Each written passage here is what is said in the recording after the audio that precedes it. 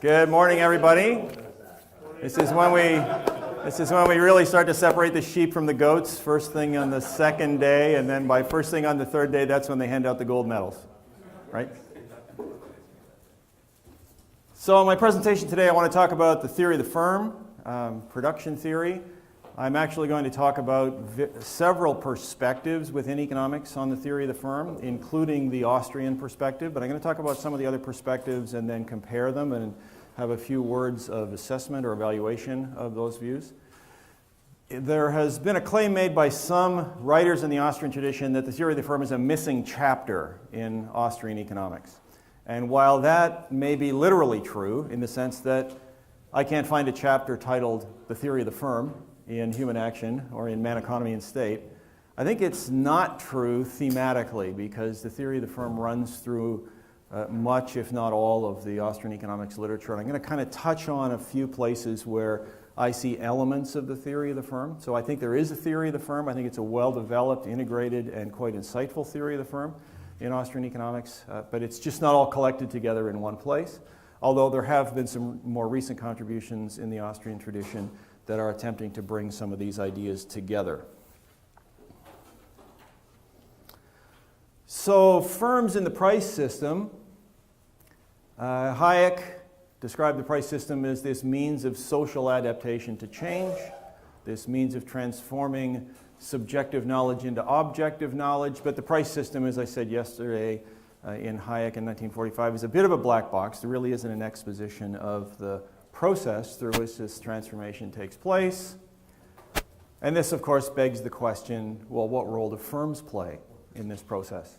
And is there, as some have claimed, a missing chapter in Austrian economics on the theory of the firm? By way of motivation, there are a number of reasons that we might think that we need an economic theory of the firm. First, firms exist. In the real world, there are these things called firms. And if we are realists as theorists, and Austrians, I believe, are realists in many respects, firms exist and persist as social institutions. So what does the human action axiom tell us about why people bother to do this? Why do people bother to form firms? It's not easy to form a firm. It's not easy to keep one together. So it involves the expenditure of effort and time and money and other things. So why do people bother to do this?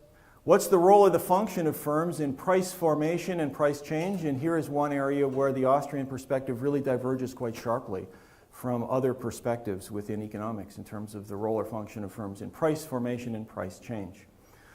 What's the nature of this type of institution? I'm going to talk a little bit about Coase's theory of the firm in a few minutes, and Coase's perspective on the firm is that the firm is an environment which defies the price system. It's an environment in which the price system is suspended in some respects. What's the connection between the theory of capital and the theory of the firm? The theory of the firm helps us understand the nature of profit, what function it serves, and answers the question, is it a legitimate form of income?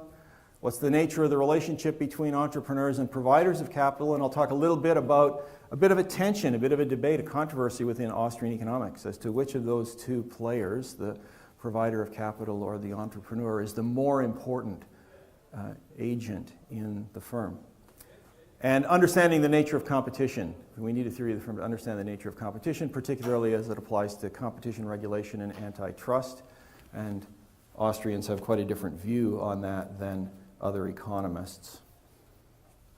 Okay. More specific Austrian questions on the theory of the firm. How is entrepreneurship involved in the formation and ongoing existence of firms?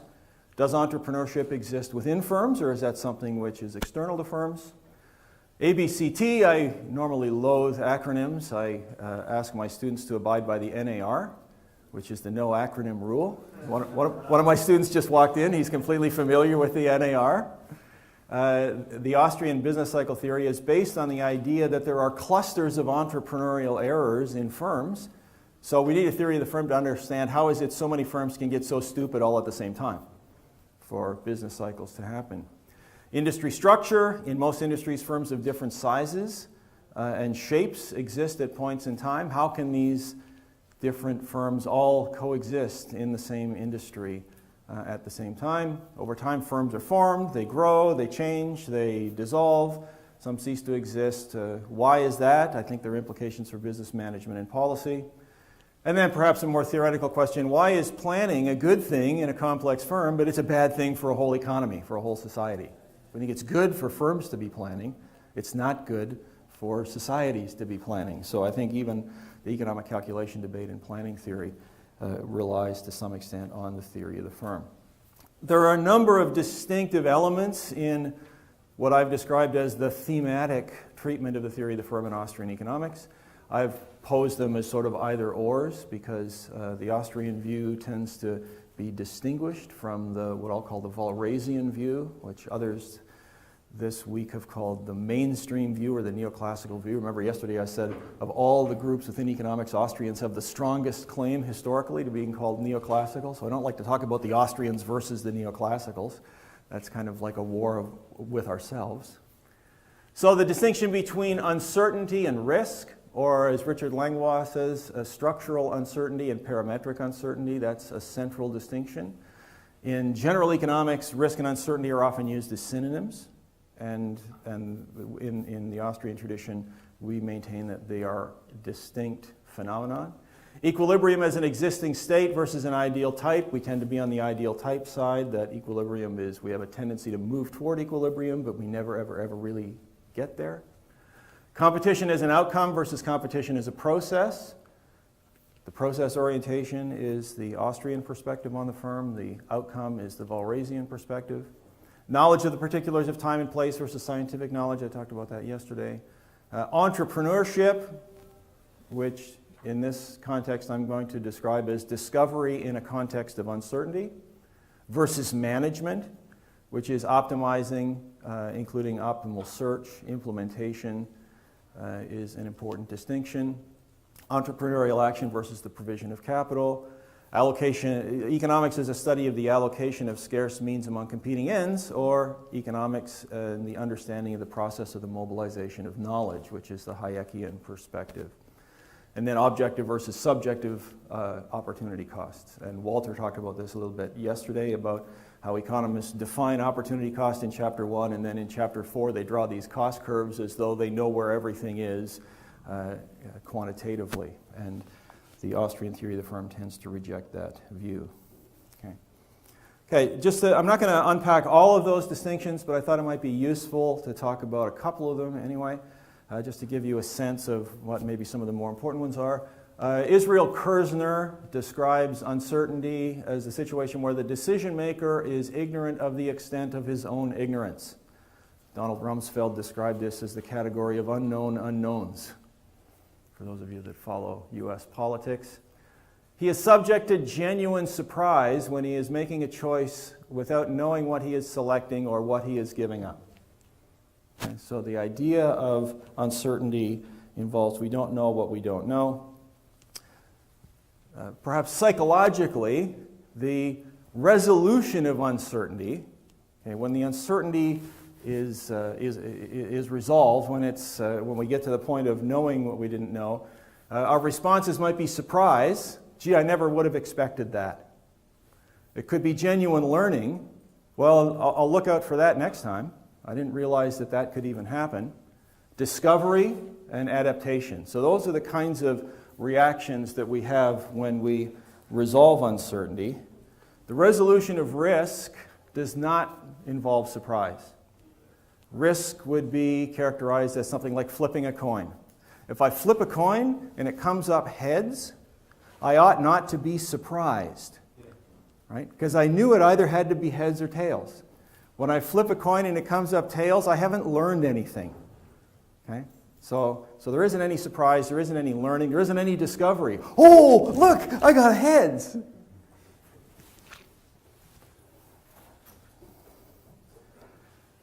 Okay, so alternative conceptualizations of the firm. This is a bit of a survey piece. I want to go through a number of the leading conceptualizations of the firm and compare and contrast a little bit, but mostly argue that the alternative conceptualizations of the firm within economics are deficient in important respects. Adam Smith started off The Wealth of Nations with this discussion of the pin factory and the specialization in the division of labor, so that's his characterization of the firm. I'm not going to talk too much about that today, but historically that was in some respects where the story started. The neoclassical tradition established by Walras and Jevons, and those are the other two names in the 1871 miracle that happened in neoclassical economics, view the firm as an optimizing organization in a context of equilibrium. Marginal this equals marginal that, maximize profits, minimize costs, etc. Coase and Williamson more recently have developed something called transaction cost theory, and really that started with a work that Coase published in 1937. It was half of the work that he was awarded, for which he was awarded the Nobel Prize. His 1937 paper was based on a term paper that he wrote when he was a third-year undergraduate student, and so I like to ask my fourth-year students which of their papers that they wrote in third year will be half responsible for them getting the Nobel Prize when they're 80. And nobody's given me anything just yet on that.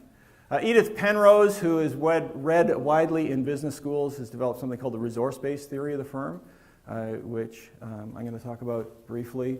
And then contributions by a number of Austrian economists. Menger, Mises, Hayek, Kerzner, Sauté, Rothbard have developed what I call an entrepreneurial capitalistic theory of the firm. And Charles Koch, in a recent book, The Science of Success, and Alexander Havard in another book called Virtuous Leadership, draw on some of these ideas. Koch in particular recognizes and acknowledges his intellectual debt to Mises and Hayek in his 2007 book, The Science of Success. Okay, so I'm going to jump over Smith and go right into the Walrasian, Jevonsian economics. As I said, the firm in this perspective is an optimizing organization, and there are a number of contributions to the literature here going back to the 1930s. Sune Carlson, the Swedish economist, The Pure Theory of Production. Paul Samuelson's PhD dissertation, which became later the Foundations of Economic Analysis. Charles Ferguson's Neoclassical Theory of Production, and then Fuss and McFadden's Production Economics book in the 1970s, representing increasingly levels of mathematization of these ideas, although it's been pretty mathematical really right from the beginning.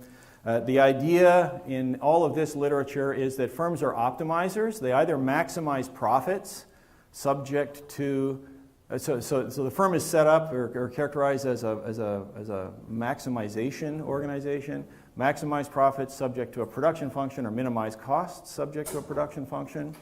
And there are, in fact, empirical tests of validation of this approach, and they were pioneered really by Samuelson in his 1947 book, based on what are called mathematically the second-order conditions, the sufficient conditions for an optimum.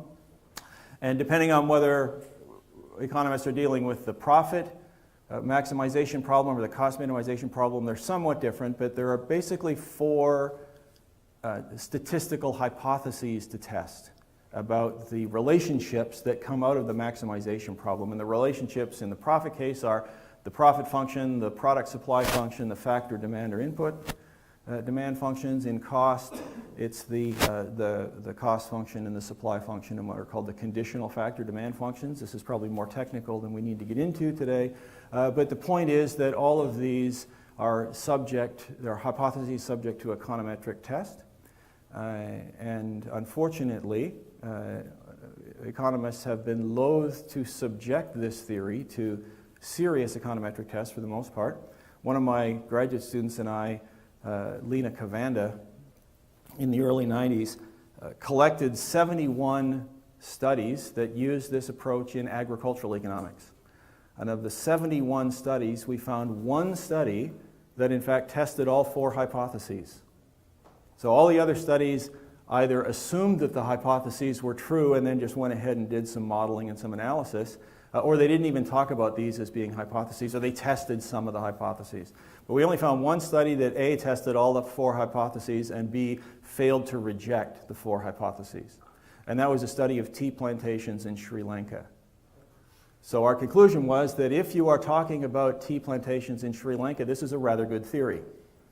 But if you're talking about virtually anything else, it's an untested theory. L.A. Applebaum previously had done a similar study outside of agricultural economics, in general economics, looking at manufacturing firms, and he found essentially the same pattern, that economists using this model had failed to follow through on the testing, and when they had tested it, they tended to reject the hypotheses.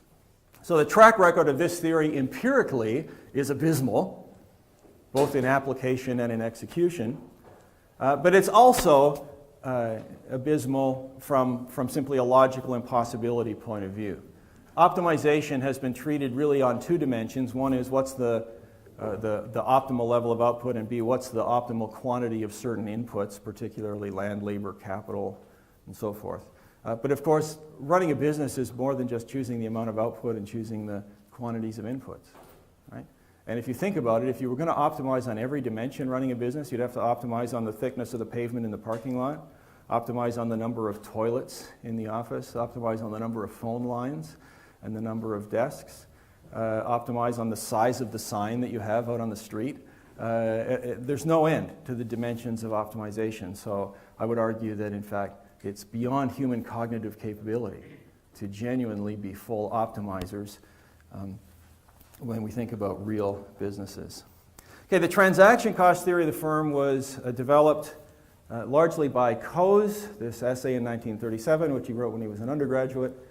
And it's based on the idea of transaction costs. He defines transaction costs as the value of the resources used up in making or attempting to make a market exchange. Okay?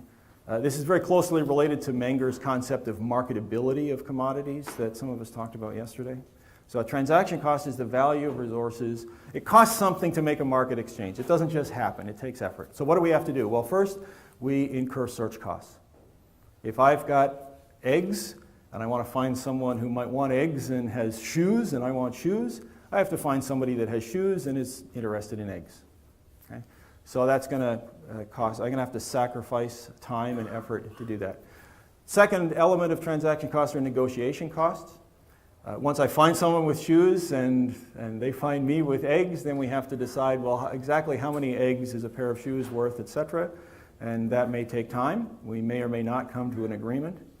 And then the final element is what Coase originally called verification or concluding costs. Later on he changed the word, and I think he muddied the waters when he did. But verification and including costs involve me making sure that when I walk away from the exchange, I actually had a pair of shoes, and it's the pair of shoes I thought I was bargaining to get, and the other party has the eggs, and that the eggs are not spoiled. Okay? So making sure that the terms of the transaction were carried out. So the transaction cost theory of the firm says, well, if a firm hired new employees every day, so if you got hired in the morning and then fired at night, and then the next morning got rehired, then the firm might be able to avoid some costs. Let's say they only needed you for 4 days. So they hired you for 4 days, fired you on the 5th day, and then the following Monday hired you back again. They might gain some advantage with costs. On the other hand, they would incur higher transaction costs because next Monday they'd have to go out and maybe you've moved on. Maybe you've got some other job. So the firm might hire people on an ongoing basis and pay them, in a sense, more than they're worth on the market at any given day or any given moment, but avoid transaction costs. And so Coase's theory of the firm is that firms are institutions that are created to avoid transaction costs, and they are ongoing relationships among factors of production, and in particular, ongoing relationships with labor. So the firm consists of this hierarchical cooperative relationship among owners of goods of higher order, factors of production, including labor, under the direction of a manager. Coase characterizes the firm as a context within which the market process is suspended. And Coase, quoting a statement from Robertson much earlier, said that firms are like lumps of butter floating in a pail of buttermilk. Now, buttermilk's not a commonly consumed beverage. My father was a huge fan of buttermilk, so I became familiar with it, although I detested it for personal consumption myself. But I see there's some friendly nods in the audience. Dad used to love it. But basically, the milk part, according to this metaphor, is the price system, and the lumps of butter floating in the milk, those are the firms, and the butter is different. It's a different consistency. Sometimes this is referred to a nexus of contracts perspective, or sometimes it's described as the team theory of the firm. At one level, the transaction cost theory of the firm rejects the idea that the firm is an optimizing organization, but optimization kind of creeps in the back door in some respects because there is a theory developed has to do with the boundaries of the firm, the decision as to whether or not a particular activity in a firm should be conducted within the business or whether it should be contracted out, outsourced. And there's an optimization condition based on scale economies on the one hand internally versus transaction costs externally. So there still is a bit of optimization theory implicit in this view. Okay? So there are benefits to organizing a firm, avoiding transaction costs, but in this theory there are also disadvantages of organizing a firm. Once people get in the door, then they might engage in opportunistic behavior among the owners of factors of production. There might be shirking. I might agree to start work at 9 o'clock, but I really don't start till 9:15, and I take a long coffee break, and I take stationery and take it home for my own purposes, and that sort of thing. Or there may be what are called hold-up problems. That is where one branch of the firm might say, if you don't give us a raise, we're not going to do what we're supposed to do, and kind of extort higher payments out of other parts of the firm. And there may be errors of management. That is, in this suspension of the price system, the managers might say, okay, I want you to sweep the floors all day today, but really you should have been making widgets, because widgets are what we sell, clean floors are not what we sell. So that comes about from the suspension of the price system. And in fact, when I read this literature, I always come away with the impression like it's some sort of miracle that firms exist, because on the one hand there's this benefit of reducing transaction costs, but on the other hand there are all these headaches and nightmares and problems associated with running a firm, and it's amazing that a firm would ever last for more than about an hour. There is no theory of entrepreneurial discovery, and there really isn't a theory of capital allocation. In this theory, capital kind of exists, and the manager is directing all factors of production. Capital has no special role, and there really isn't any acknowledgement of the role of entrepreneurial discovery. Edith Penrose's work was, I think, unjustly ignored for a long, long time. It's become more influential recently, particularly in business schools. And it's sometimes referred to as the capabilities theory of the firm. The firm, under her treatment, consists of a collection of resources or capabilities. And resources earn rents, and some economists have been critical of Penrose, saying, well, what do you actually mean by rents? Because rents have at least two meanings in economics. And it seems to me that Penrose has this idea in mind that by cooperating together, by staying together as an organization, owners of factors of production can do better than they could if they were out on their own. And it's that differential that she has in mind when she says rents. And so the firm is an organization that facilitates the maintenance of these rents somehow. But her theory of entrepreneurship views the entrepreneur as an optimal searcher or resource allocator, but not really an opportunity discoverer. So there isn't any entrepreneurial alertness, discovery, or learning function that I can discern in this theory. The entrepreneur really is a manager in the Austrian lexicon. And so the resource-based theory really lacks a well-developed theory of the entrepreneur, and so it doesn't really offer, I find, a very satisfying explanation of how firms develop and maintain these capabilities that sustain these streams of rents. Okay, so what are some of the elements of what I'll call the Austrian theory, which doesn't exist, as I said earlier, in any singular chapter, but runs throughout? Well, Menger's theory of property and production, his theory of goods of higher and lower order, I think is an important element of the theory. Mises and Kerzner's theories of entrepreneurial discovery and property rights are important elements of the Austrian theory. Fetter's and Kerzner's theories of time, preference, interest, and capital are important components of the Austrian theory of the firm. Hayek's theory of knowledge and of entrepreneurial action in a context of disequilibrium. The subjectivity of opportunity costs and therefore profits is foundational. The distinction between a planned order and a spontaneous order, or as Menger referred to a spontaneous order and organic order. And then the theory of organization, Mises' theory of bureaucracy being a leading example of that. Okay, so what do we mean by entrepreneurship? And Sean lectured on this a little bit yesterday, so I'm not going to go into any detail on that. In one sense, entrepreneurial alertness is embedded in all human action from the Austrian point of view. The entrepreneurial function is a type of arbitrage, but sometimes it's misunderstood in a sense, because normally we think of arbitrage as buying low and selling high, whether that's across space or it's across time. There's a special quality to the arbitrage function of the entrepreneur. And because the entrepreneur is imagining future prices that are too high relative to current and anticipated prices of factors of production. So it's this role of vision, this role of imagination, this role of perception, which is a little bit different than sort of our common run-of-the-mill arbitrage condition. Okay? Or it's imagining a future price for a good that doesn't currently exist. Normally we don't think of arbitrage in those terms. I'm imagining a good that doesn't exist yet, and I'm imagining a price that good will fetch should it come into existence at some point in the future. So I think it's a more complex and richer idea of arbitrage. Entrepreneurial perceptions are tested experientially or experimentally. How do we know if the entrepreneurial perception is right? I was sailing a few years ago with a policeman from Britain, and he used an expression that I found quite disturbing at first, but I came to appreciate it a little bit later.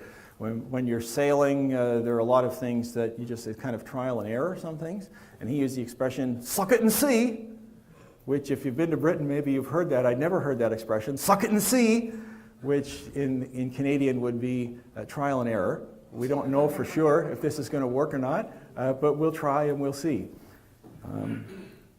Maybe he's the only one in Britain that uses that expression, but that's how entrepreneurial perceptions are tested. Entrepreneurial error is possible. In fact, it's commonplace, both in the form of missed opportunity. I didn't see an opportunity that was really there.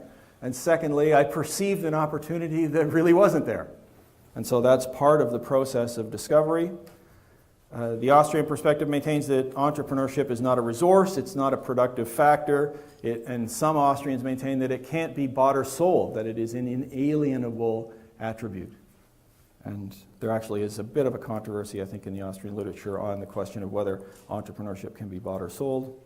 And Kerzner maintains that entrepreneurial alertness has no opportunity cost, simply because it's a discovery, and you didn't know what you didn't know before you discovered it. And so you couldn't have sacrificed anything in order to get lucky in some respects. But at its core, entrepreneurial action is an expression of human creativity, the human will, initiative, vision, imagination, and even leadership. And all of these are elements, particularly in Koch's and Havard's theory of leadership. Just to give you a sense of the problematic status of entrepreneurship in the economic theory of the firm generally, once we get outside the Austrian tradition, here's a really useful quotation from Jonathan Hughes. The problem of entrepreneurship for economists, and he's saying Walrasian economists, he doesn't know that he's talking about Walrasian, Jevonsian economists, but we do.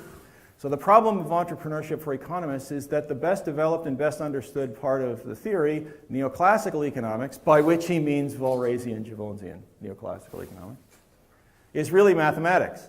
Business firms in that system are merely formulas, production functions. There are no people, no institutions. It's a timeless paradigm of resources shifting back and forth according to changes in relative prices and costs.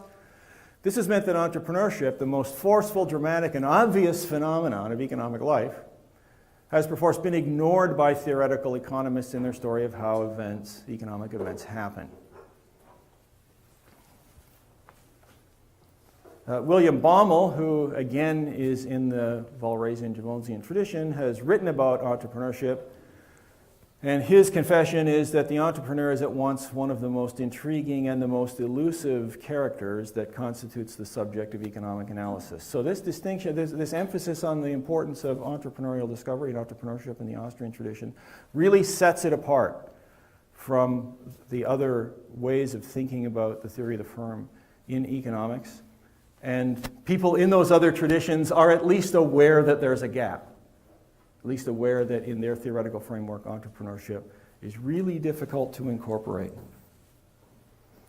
Now, there are at least three treatments of entrepreneurial alertness in the Austrian tradition. And entrepreneurial alertness in human action really is an element of all human action. Israel Kirzner has spent quite a bit of time exploring what he calls the pure entrepreneur. And the pure entrepreneur, I think, is an ideal type. It emphasizes this entrepreneurial perception, but Kirzner characterizes the pure entrepreneur as owning no resources. And if we take that literally, that means that the pure entrepreneur has to be a disembodied spirit. Because if you don't own resources, you don't own your own body, you don't own your own labor, you don't own anything. So it's an ideal type.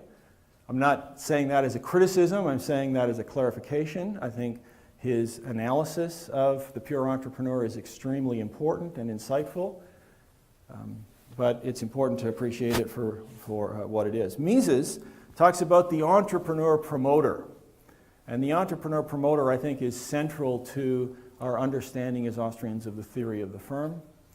The idea of the entrepreneur promoter is this is the individual with imagination, with entrepreneurial perceptions, with an idea of the future price of a future product that doesn't yet exist, but doesn't own sufficient property at the present time to realize that imagination, to make that product come. And so has to not only have the imagination, but also has to be a promoter, has to recruit owners of other factors of production, including capital. Then Rothbard talks about the entrepreneur capitalist. And the entrepreneur capitalist has both the imagination and the means of realization. Okay? And then hires the other factors of production. Particularly, the means of realization owns capital, sufficient capital, to go out and hire the factors of production to realize the entrepreneurial vision. So there are these at least three perspectives on the nature of entrepreneurial alertness, and I'm going to argue that Mises' perception is central to our understanding, particularly of the origin or the genesis of firms. Okay?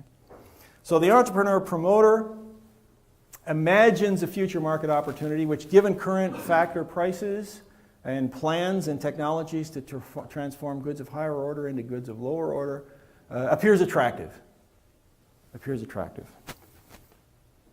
But the entrepreneur does not own sufficient property, especially enough financial capital to realize this idea.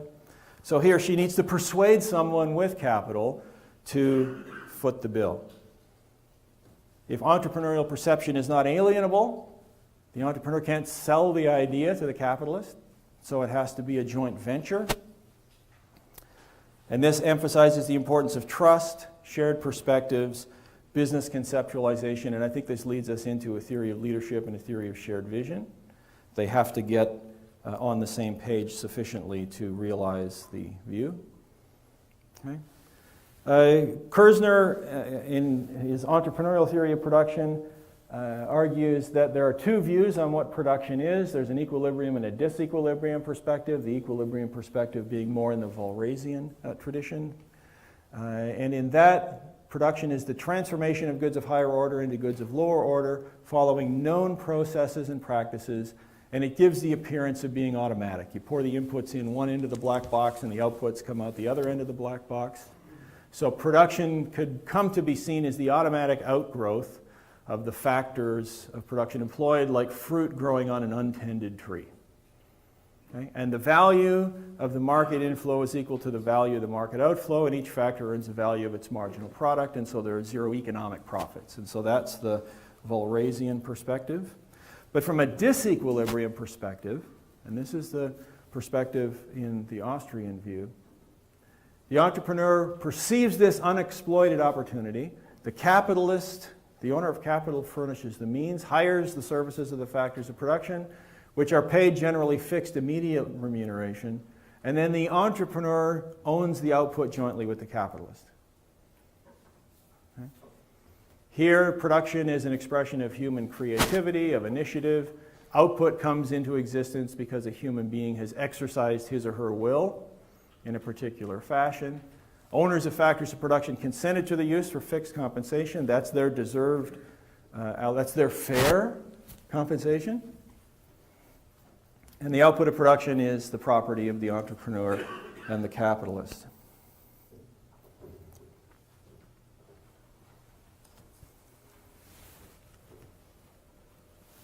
And the entrepreneur's rights to this output rest on the vision of an initiative, which at the time when he owned no productive resources, he undertook to marshal them for his own purposes. Frederick Sauté wrote a book about 15 years ago now, The Entrepreneurial Theory of the Firm, which is an excellent book if you want to explore some of these things in more detail. In some respects, he draws on the insights of the transaction cost and resource-based theories. He certainly discusses those, but observes that they do retain these vestigial elements of optimization, which he, like me, think are questionable. He argues that firms are integral components of the Hayeckian price system. They're not lumps of butter floating in a pail of buttermilk, and that firms play a central role in solving the problem of social coordination in the face of Hayek's knowledge problem. Okay? He does say that firms are a planned order. The firm is a set of time contracts among input owners under the guidance of an entrepreneur-promoter, and the entrepreneur hires the input owners financed by capitalists. The revision of the production plan is the function of the entrepreneur, and the execution of the revised production plan is the function of the manager. So he has this separation of entrepreneurship from management. And firms are vehicles, they're means, they're institutional settings that facilitate cooperation between entrepreneurial perceptions and provision of capital. But there are also contexts which make innovation possible so that entrepreneurship occurs within the firm on an ongoing basis, and that's what sustains its existence. More recently, Charles Koch, who is one of the Koch brothers of Koch Industries, published a book called The Science of Success, and it's based on a model that he apparently has copyrighted called market-based management, which is an application of the Austrian theory of the firm. He describes it as a holistic approach to management that integrates theory and practice and prepares organizations to deal successfully with the challenges of growth and change. And he acknowledges that much of his approach to managing Koch Industries he gleaned from reading Mises and Hayek. He views the firm as an integrated, like Sauté, views the firm as an integrated element of the price system. It's a vehicle for experimentation on entrepreneurial perceptions. And one of the principles that's involved in market-based management is an expectation of and a tolerance for failure. Not an intention to fail, but a realization that if we're going to conduct experiments within an organization, not everything's going to work. And that we have to come to expect and be able to tolerate and deal with failure for the experiments that don't work. The conceptual foundations of market-based management are the subjective theory of value, and these are listed in his book: the subjective theory of value, the principle of comparative advantage, the importance of spontaneous order, marginal costs and benefits, knowledge of the particulars of time and place, combined with what he calls principled leadership and a low rate of time preference. Okay? So that to successfully manage a firm as an ongoing organization, you have to be prepared to view future benefits at a lower discount rate than perhaps other people do. You have to be in it for the long run. Okay, so what are some of the implications of this theory, or of the Austrian theory? Well, one is that price proposing and product introduction are important and central functions of firms. Firms are price creators. They're an integral part of the price system. They propose and they adjust prices as well as production plans, and this is a process of discovery. Okay. Price proposing and product differentiation are viewed with suspicion, for the most part, in the rest of economics outside the Austrian tradition. And price proposing and product differentiation are often subject to punitive measures in antitrust regulation. The Austrian theory of the firm says, no, these are good things. It's good things that somebody has to propose prices. Now, consumers may accept or reject those prices, but somebody has to propose the prices. Okay. And then product differentiation is one of the ways that firms experiment to refine their product offerings to consumers. Okay? From the vantage point of the entrepreneurial perspective of the firm, both price proposing and product differentiation would appear to be normal, even necessary action, and certainly firms are not like lumps of butter in a pail of buttermilk. Second point, and I don't know whether this is an implication or question, but there is a tension, as I mentioned earlier, a controversy in the Austrian economics literature about who is more important, the entrepreneur or the capitalist. And Israel Kirzner argues that it's the entrepreneur, that what's really in short supply is ideas, and if you have good ideas, you can find somebody with capital to finance your business venture. Rothbard, on the other hand, says ideas are a dime a dozen. We got all kinds of ideas lying on the table, and the only thing, and what prevents them from being realized is insufficient capital. So he says that the capital is more important. I think this is sort of a taste great, less filling debate. Those of you that remember that from the 80s about light beer. There were these commercials where football players in bars would argue whether this new brand of light beer tasted great or whether it was less filling. And the lesson is, of course, they're both right. But I think a more holistic perspective is that the firm is a necessary institutional context to facilitate cooperation between these two types of individuals, and it's not important who is more important. So is there a missing chapter in Austrian economics and the theory of the firm? Well, literally, I suppose there is. I can't point you to that chapter and say read pages 100 to 150. But thematically, I think the theory of the firm runs throughout Austrian economics, and it provides us with a distinctive perspective on the role of firms in human society, the role of firms and businesses in the price system, and it integrates the theory of capital, the theory of entrepreneurial alertness, and the theory of organization. And that's it.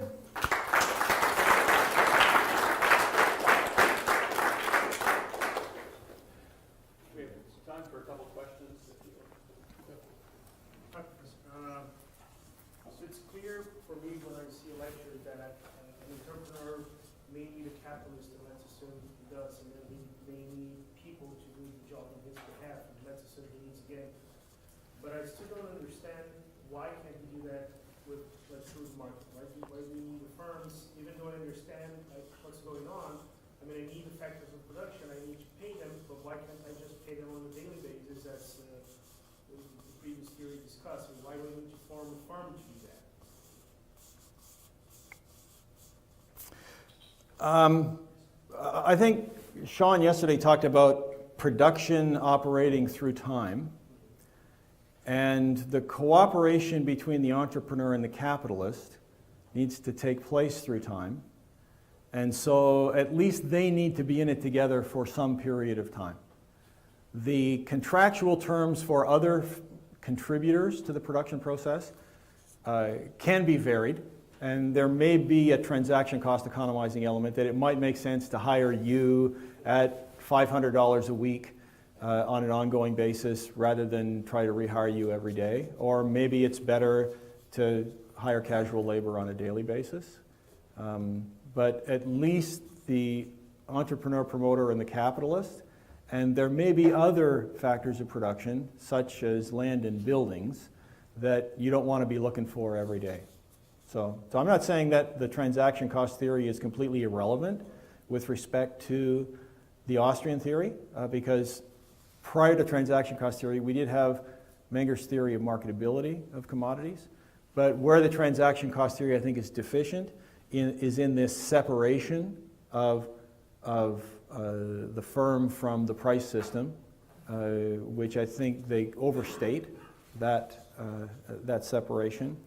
And there was another Oh, and then this idea that if you read this literature, it's just a miracle that firms exist because there's so many problems in firms and the only thing you're gaining is reduced transaction costs. Transaction costs look pretty good compared to shirking problems and hold-up problems and all these other types of internal problems that that theory recognizes in the firm. If this were really true, I mean, we would expect to see in the market around us a lot of firms composed of just the entrepreneur and the capitalist, and that doesn't seem to be the case. I mean, people tend to organize a lot more in at least small businesses. They're going to have 2 or 4 employees to even be considered a small business. So is there any Austrian explanation for that to be more pervasive than the kind of just entrepreneur capitalist plus the market plus the price system environment? Well, I think the theory of comparative advantage says that entrepreneurs are good at doing one thing, capitalists are doing it one thing, labor is good at doing and so forth, and that it is the cooperation among all these factors of production on an ongoing basis that's necessary. And this institutional context which enables owners of the factors of production to have consistent expectations of one another. And so that's why I think the Austrian theory rests on some of these things that economists don't sometimes talk about so much, which is trust and vision and shared conceptualization of the business model and the brand, those types of things, which I think are that's part of the glue that holds this cooperative venture together. I'm actually going to cut it off there so that everybody has time to get a coffee and stay awake while I throw it on. Self-interest rears its ugly head.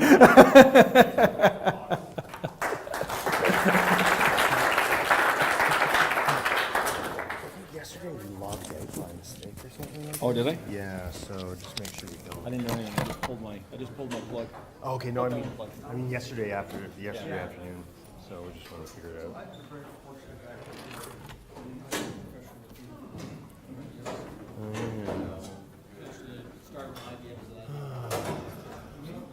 Oh, wait a second. Here we go. How do I get to the desktop itself? Oh, yeah. Oh, wait.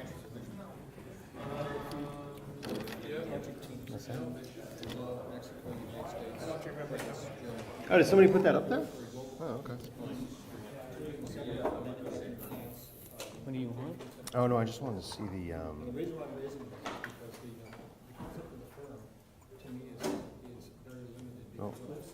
That's what you want. Oh, no, but I just want to see the big screen.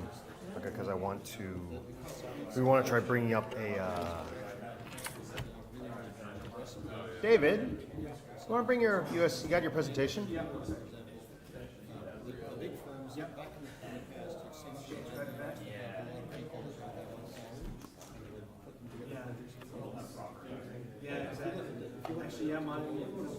No, because I thought there was a way to make it big. On this screen itself? Yeah, to make the screen big, but I don't know if there is.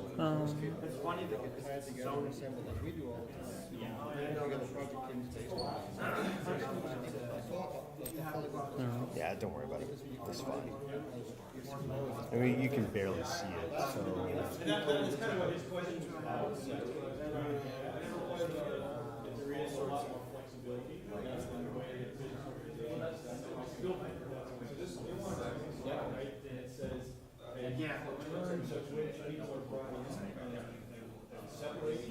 Well, yeah, and so Laurier increased its population. Yeah, I guess what I would say is the firm lives with it, and it can only survive in the big firms. And I don't know about if you ever want to have some practical life issues or businesses, Actually, that's probably at least over 1,200.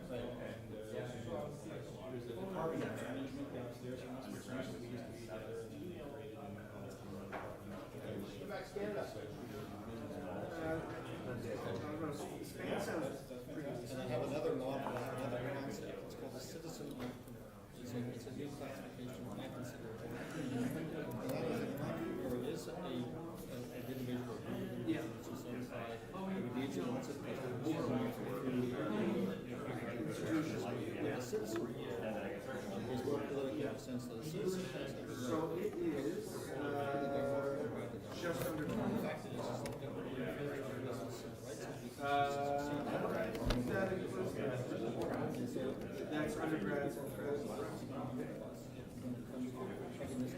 Hey, where's the link?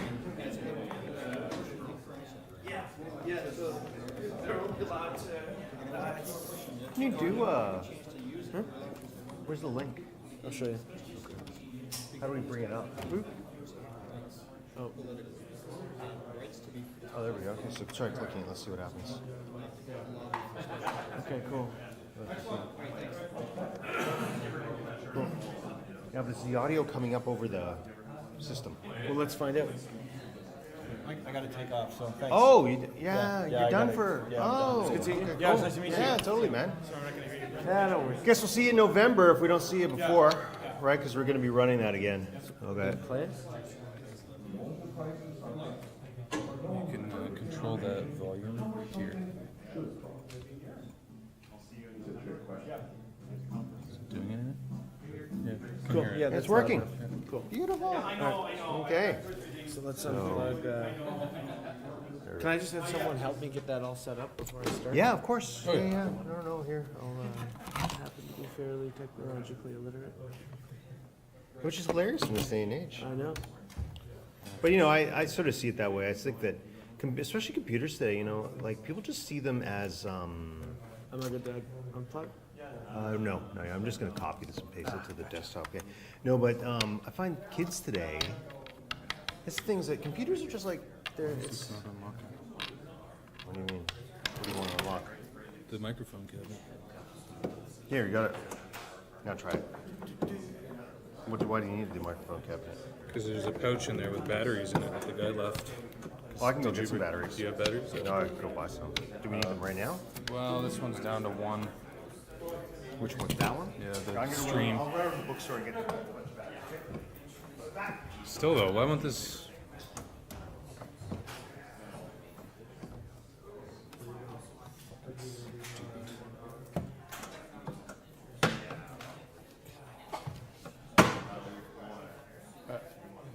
Whatever.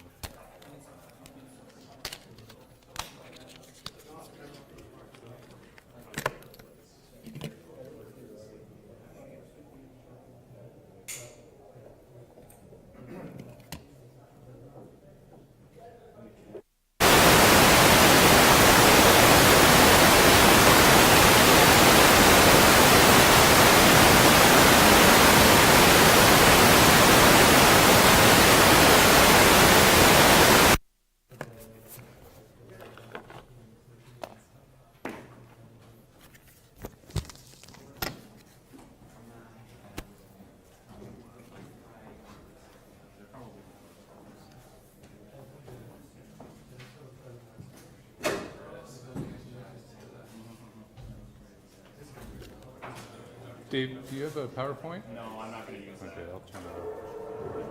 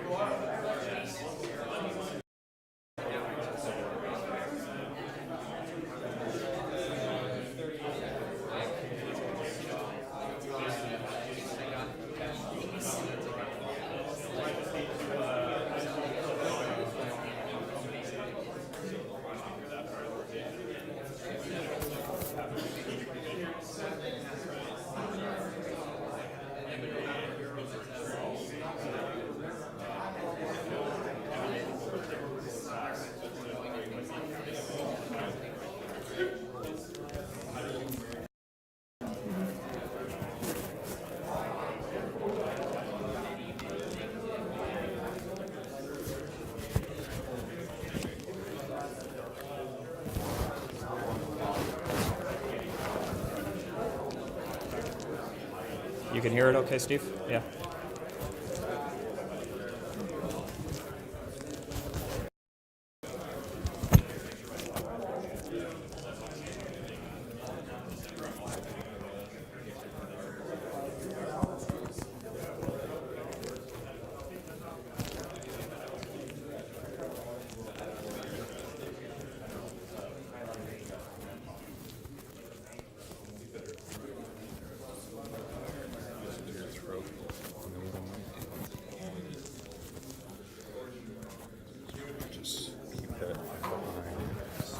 Oh, so I don't like breathe into it or Well, something? just so it doesn't rustle against the lapel there. Ah, okay.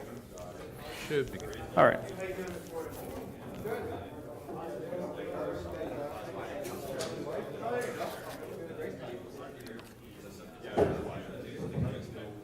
Do you want me not to use this at all? Doesn't really matter. Okay, can I have everybody take a seat and we'll get the second session started? So, between today and tomorrow, I'm going to give 2 lectures on banking, and I've really been doing some soul searching to try to figure out what's the best order to do this. So we've got the present banking system, and then we've got a much more ideal type system that also existed in the past. And normally you'd think, you go through theory and history chronologically, so you start with the past and you start with the ideal type, and then you go into the present. But I think I'm going to do things backwards just to be extra confusing. So I'll start with the messed up situation that we've got today and then be more optimistic. We'll end on an optimistic note tomorrow and talk about how it could be better. Let's see if that keeps everybody happy. So banking's a big issue. Banks are, I think they're the most misunderstood business in the economy. For sure in the financial system, they're the most misunderstood company. They seem to be incredibly large, they seem to be incredibly important, they seem to be the root of all evil, they seem to be causing all of these problems. And this is very strange because no other businesses, to group them all together, seem to be like this. I mean, car manufacturers are not uniformly large or systematically important or troublesome. Well, maybe that's not entirely true because a lot of car companies are all of those. But I mean, barbers aren't like this, and I don't know what else. All of these industries, banking is really unique in this regard. So I want to go over and show why it is that banking is so strange, why it's such an outlier. And to start with, fractional reserve banking, the modern banking system that we have, there's 2 types of products that they offer, and they intertwine them together. And these products, if they separated them and offered them individually, there'd be really no problem. But it's this very strange blended product that they create, which is problematic. So on the one hand, in banking, you have banking services which are credit-based or loans. So this would be you go into your bank when you need a mortgage, you borrow money, or you go to buy a loan and you need to come up with some money, so you go into your bank and you get a loan to pay for your car. And for most of us, for sure for consumers and also a lot of businesses, the bank is their first stop where they go to get credit or to get loans. And then on the other hand, We also go to our banks for depository services. So you get your paycheck, you deposit it in a bank, your bank keeps it for you, gives you a debit card, and you go to the ATM and withdraw cash whenever you want. So we've got these two very distinct products, deposits and loans, that banks both offer at the same time. And I want to go through, and I guess I'll use a little bit of accounting, just some simplistic T accounts to show you how banking, what it originally looked like and how it's evolved and what we have today, and how these two types of financial products interact with one another to create banking problems. So once upon a time you got paid, and let's say you got $100 a week or 100 gold pieces, and you got to figure out what you're going to do with these gold pieces. You're not going to spend them all right away. You need to hold on to a couple for when you do spend them. And you could put them under your mattress, or you could hide them in your house, or you could carry them around on your person. But these are not desirable options. It's not entirely safe. There must be something better than just walking around with a whole bunch of gold. So we got these depository institutions that emerged. Originally, they were goldsmiths. And goldsmiths were, they were goldsmiths, but they also started using, or offering rather, depository services for your gold coins. So you could go to these people, you'd give them your gold coins, they would keep them safe for you, and they'd give you some claim forms to them, like a paper slip that says you have 1 ounce of gold housed in this goldsmith. And you could go and use that claim form as if it was money, or as if it was gold in this example. And the goldsmith, to take an accounting approach to see what it actually looked like, has a balance sheet, or rather a T account with some assets and some liabilities. Liabilities, I think. And when you go into your bank, or when you went into this bank, you made a deposit with your gold. And that deposit, from your banker's point of view, or from that goldsmith's point of view, is a deposit. It's a liability because they owe you that money. You can go and ask for that money or that gold whenever you want. So let's just say, for the sake of argument, that you went in and you said, hey, I want to deposit $100 with you. Goldsmith takes it. And originally, they practiced what was called full reserve banking, or 100% reserve banking, which basically meant that they would take this $100, they'd put it in a vault, they'd keep it safe, and they wouldn't use any of it. So they would hold on to it in what we call a reserve. You could think of this as just putting your $100 in a safe. They're not using it at all, and you get a claim that says, at this bank, at this full reserve bank, you have $100. You can go and make claim on that at any time. Or you could go and buy something and give somebody the slip of paper that says you have $100 in this bank account, and then that person will have a claim to it. But the main point is that the bank does not make use of this money at all. And to keep the accountants happy, you can see that your assets equal your liabilities. So from an accounting point of view, everything's satisfied. Now, the banker is, over time, looking at this situation, and they've probably noticed something, and you might notice something as well, as to how often people are actually going in and asking to get their deposit back. From the banker's point of view, they probably notice that not everybody is coming in and asking for all their money back every single day, or there's always an amount of money which is going unused, or seemingly unused, I should say.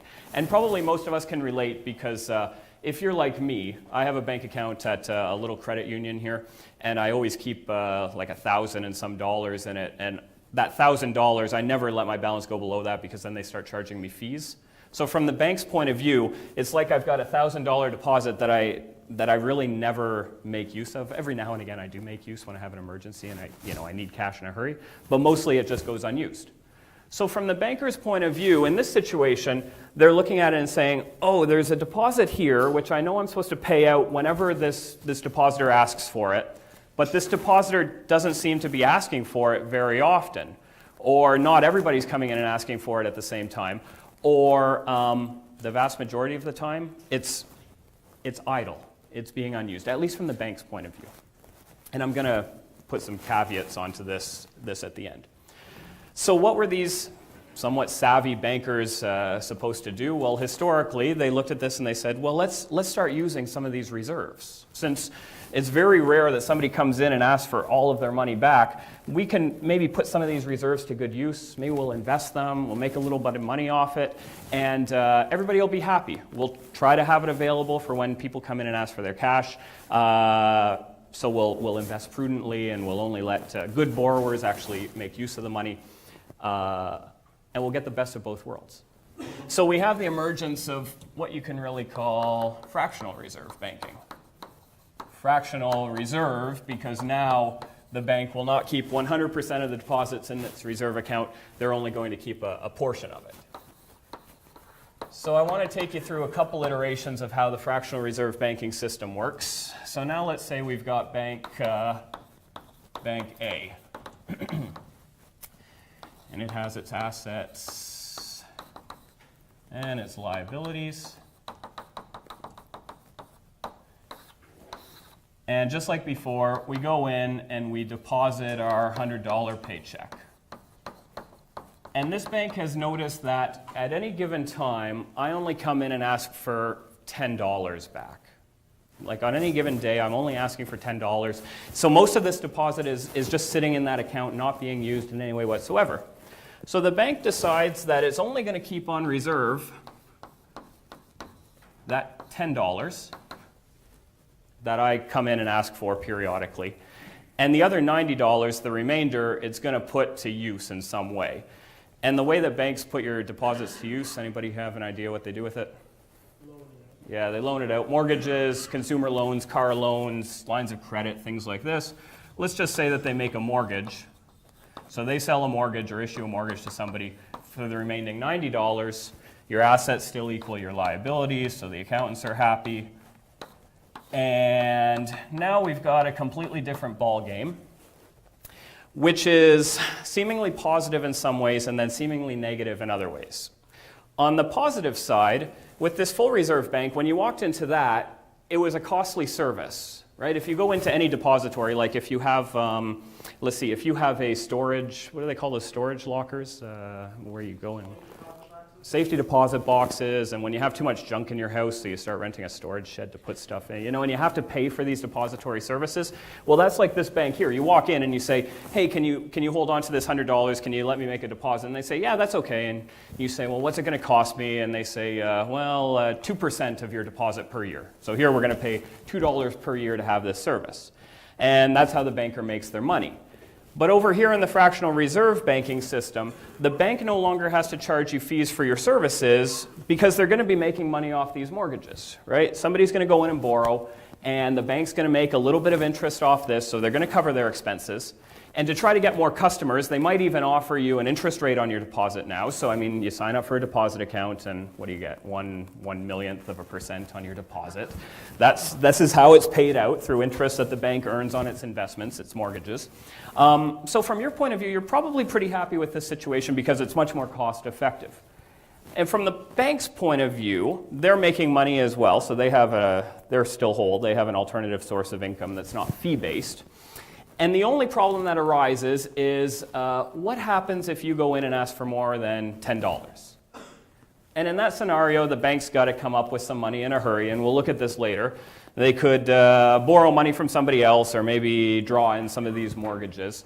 But the fact of the matter is that banks have many, many customers, and the withdrawal requests by their clients are by and large not correlated very well. So some people come in on Mondays and ask for money, some people come in on Fridays, and some people are making deposits on Wednesdays, and other people make deposits over the weekend.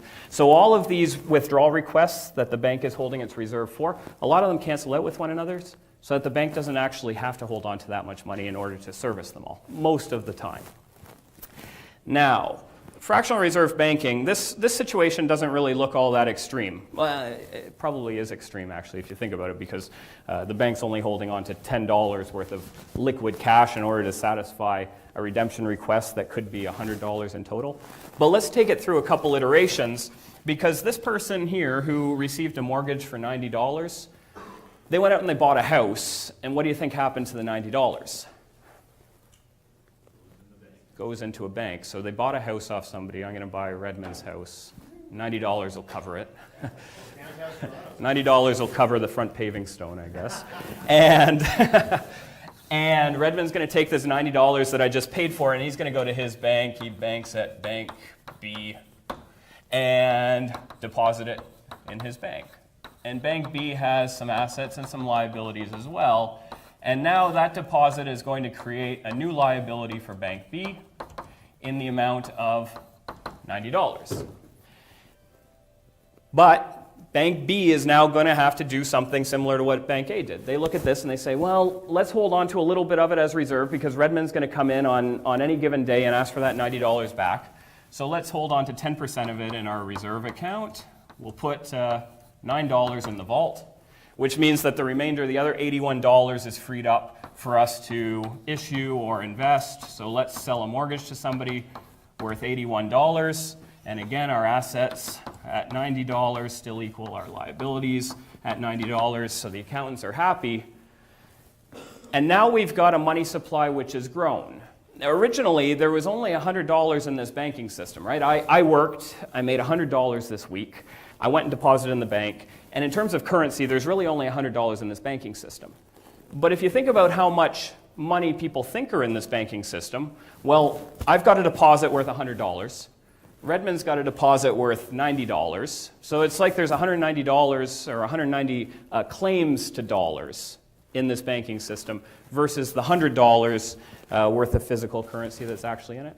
And this process, we can go through a whole bunch of iterations. So, I mean, this mortgage, this borrower right here goes and buys a house, and the person that they buy their house from goes to their bank, let's call it Bank C, and they deposit in $81, and their bank holds on to, let's say, 10% of it, so they have a reserve of $8.10, which means that they've got a mortgage freed up of $72.90, and again, our assets still equal our liabilities, now $81.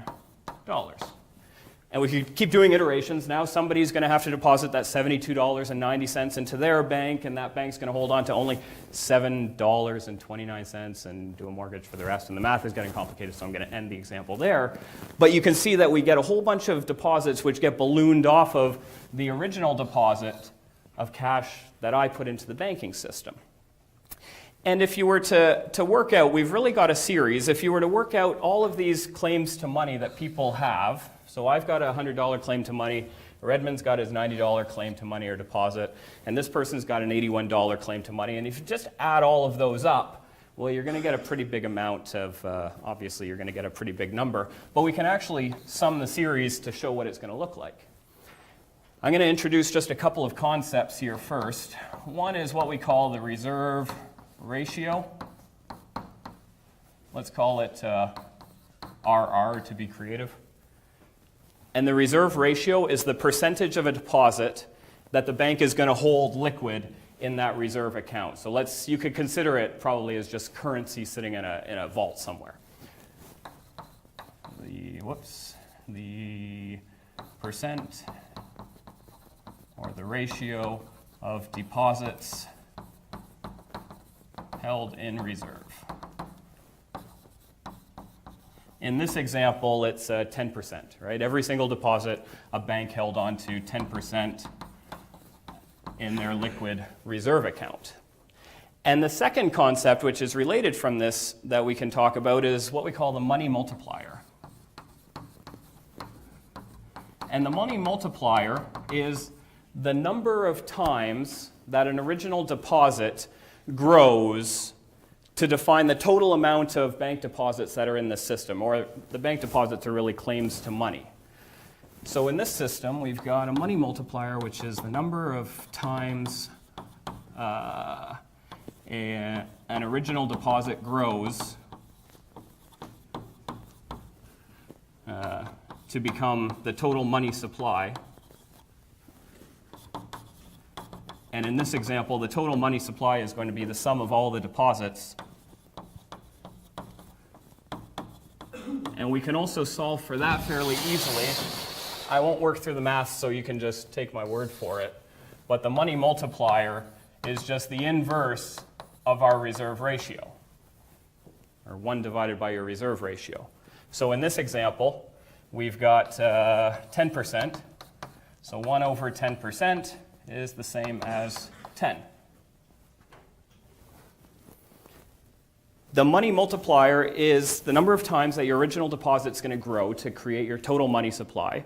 So if it's 10 in this example and we have an original deposit of $100, the sum of all of those deposits must be $1,000. 10, the money multiplier, times the original deposit. If you think about it then, we've got a banking system that only has $100 worth of actual money, or actual, let's use currency in this example. But people think that there's $1,000, or people actually do have $1,000 worth of claims to money. So we've all got our bank accounts, and there's very little money actually sitting in the bank account to satisfy all of these deposits that we have. Now, from the example, I'll just change it up a little bit. You can see that the money supply changes according to what that reserve ratio is. So 10% is actually pretty high. Does anybody have a more realistic guess at what the reserve ratio is in a country? 3%? Yeah, let's say 3% is probably, for reasonable countries, 3% is a pretty good guess. So here, our money multiplier now, if we're dealing with a reserve ratio of only 3%, the inverse of 3% is 33. So if we had I'm not going to do it, but if we went through this whole example and we showed all these banks, if they were only holding 3% reserve, so in this example you deposit 100, the bank could hold on to 3 and issue a mortgage for $97. If you added up all of those, you'd end up with 33 times the original deposit for the total money supply, which is $3,300. It gets more extreme the lower the reserve ratio is. Actually, in Canada, do you know what the reserve ratio is? No. There's no reserve ratio in this country. By law, banks don't have to actually keep anything in reserve. Now, most banks do. It would be silly from a bank's point of view to not keep anything, because if you're trying to attract banking clients, how are you going to do it? Well, one way would be to offer low-cost services. Of course, that's what a lot of people want. But people also want to go to an ATM and actually get money out of it, or go to their cash, to their bank and actually get cash when they ask for it. So from the bank's point of view, although they probably want an extremely low reserve ratio because that frees up a lot of money for them to loan out for mortgages and profit-making activities, they don't want to draw it down to 0 because that would defeat the whole purpose of attracting clients and keeping them happy and things like that. And despite what you might think, banks probably do care somewhere along the line about keeping clients happy and retaining them and things like that. So you could see if, given that Canada doesn't actually have a legislated reserve ratio, if the reserve ratio, as it falls down to 0, what does the money multiplier tend to? Infinite, right? So as banks keep drawing down the amount of reserves that they have, the money supply just grows unbounded up to infinity, assuming that they actually drew down their reserves to 0. In Canada right now, notwithstanding the fact that there is no legislated reserve ratio, banks are holding in the neighborhood of about 2% of reserves. That's a good ballpark to have. And that's about standard for most countries in the world. 2 to 3% is what most of the banking systems actually have in them. Now, people probably look at this example and say, well, the fractional reserve banking system is really great in a lot of ways, because look at how many investment opportunities we've created.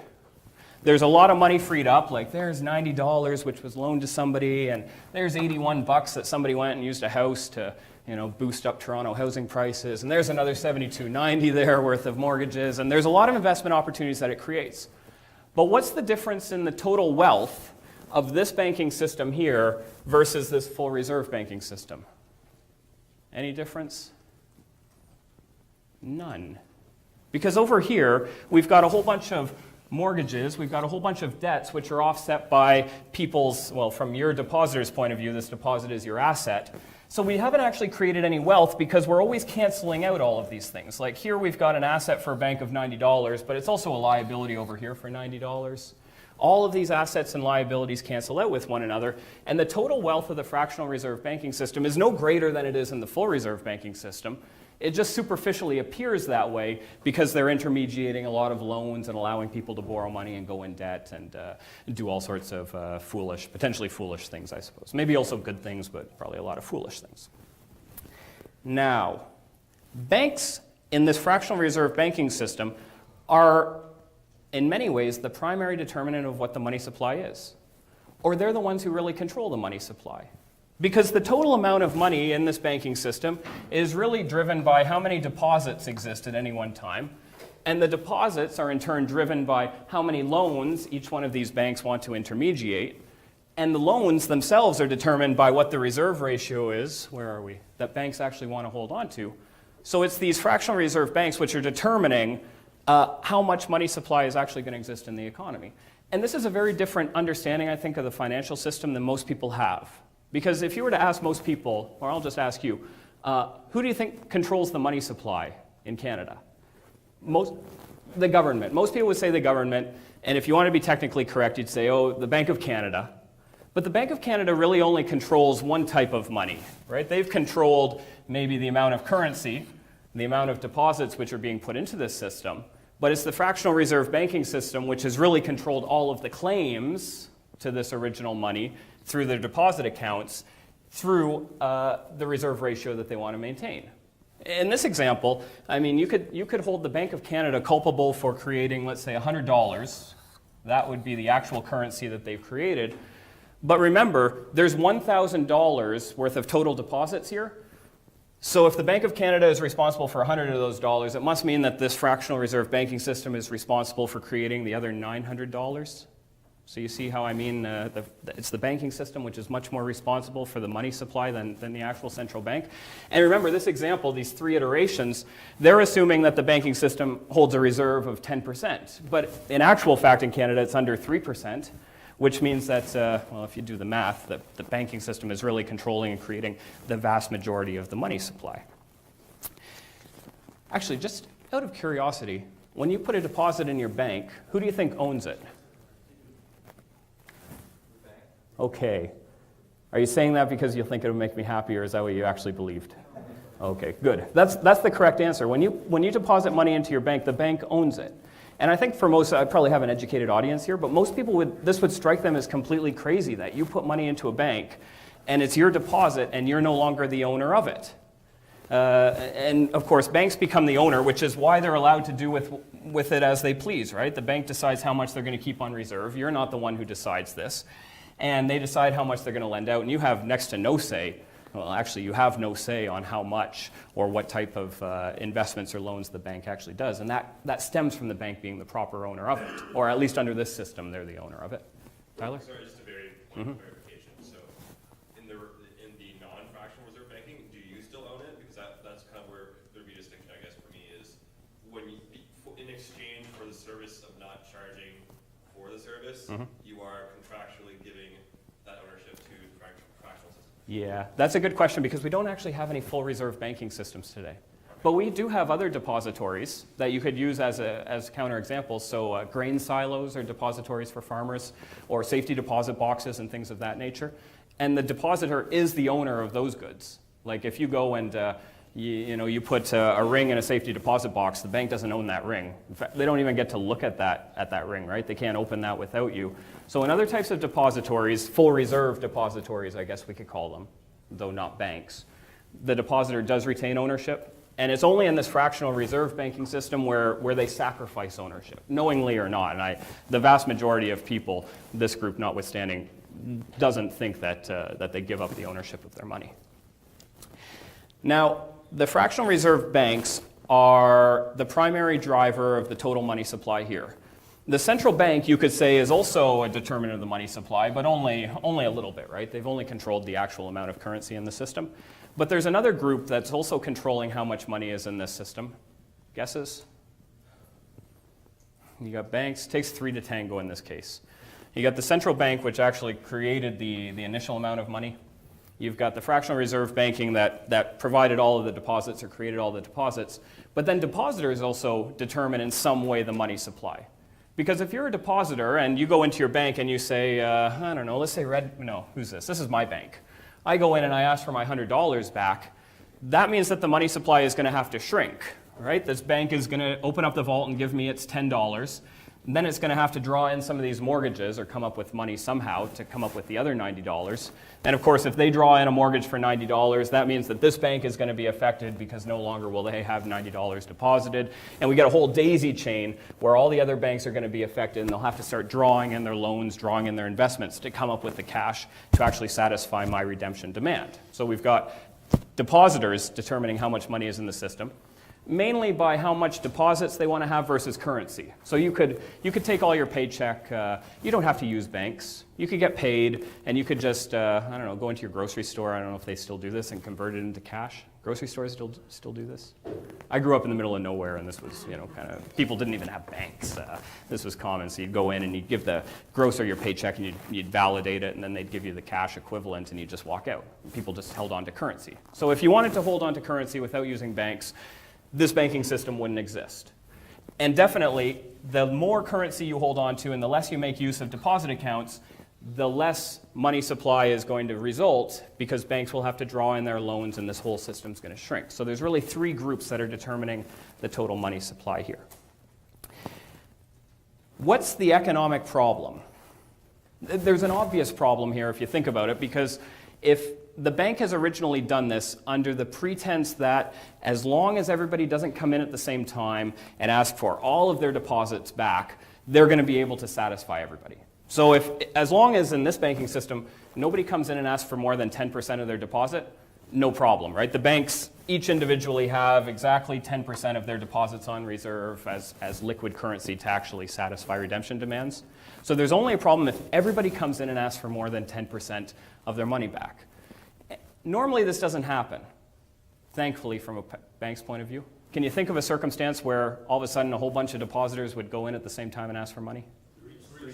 Greece, political instability, banking sector instability, in general, when people lose confidence in their banks, or maybe just when people start realizing, hey, I don't have very much money, this bank doesn't have very much money sitting in the vault to actually honor me, to honor my deposit.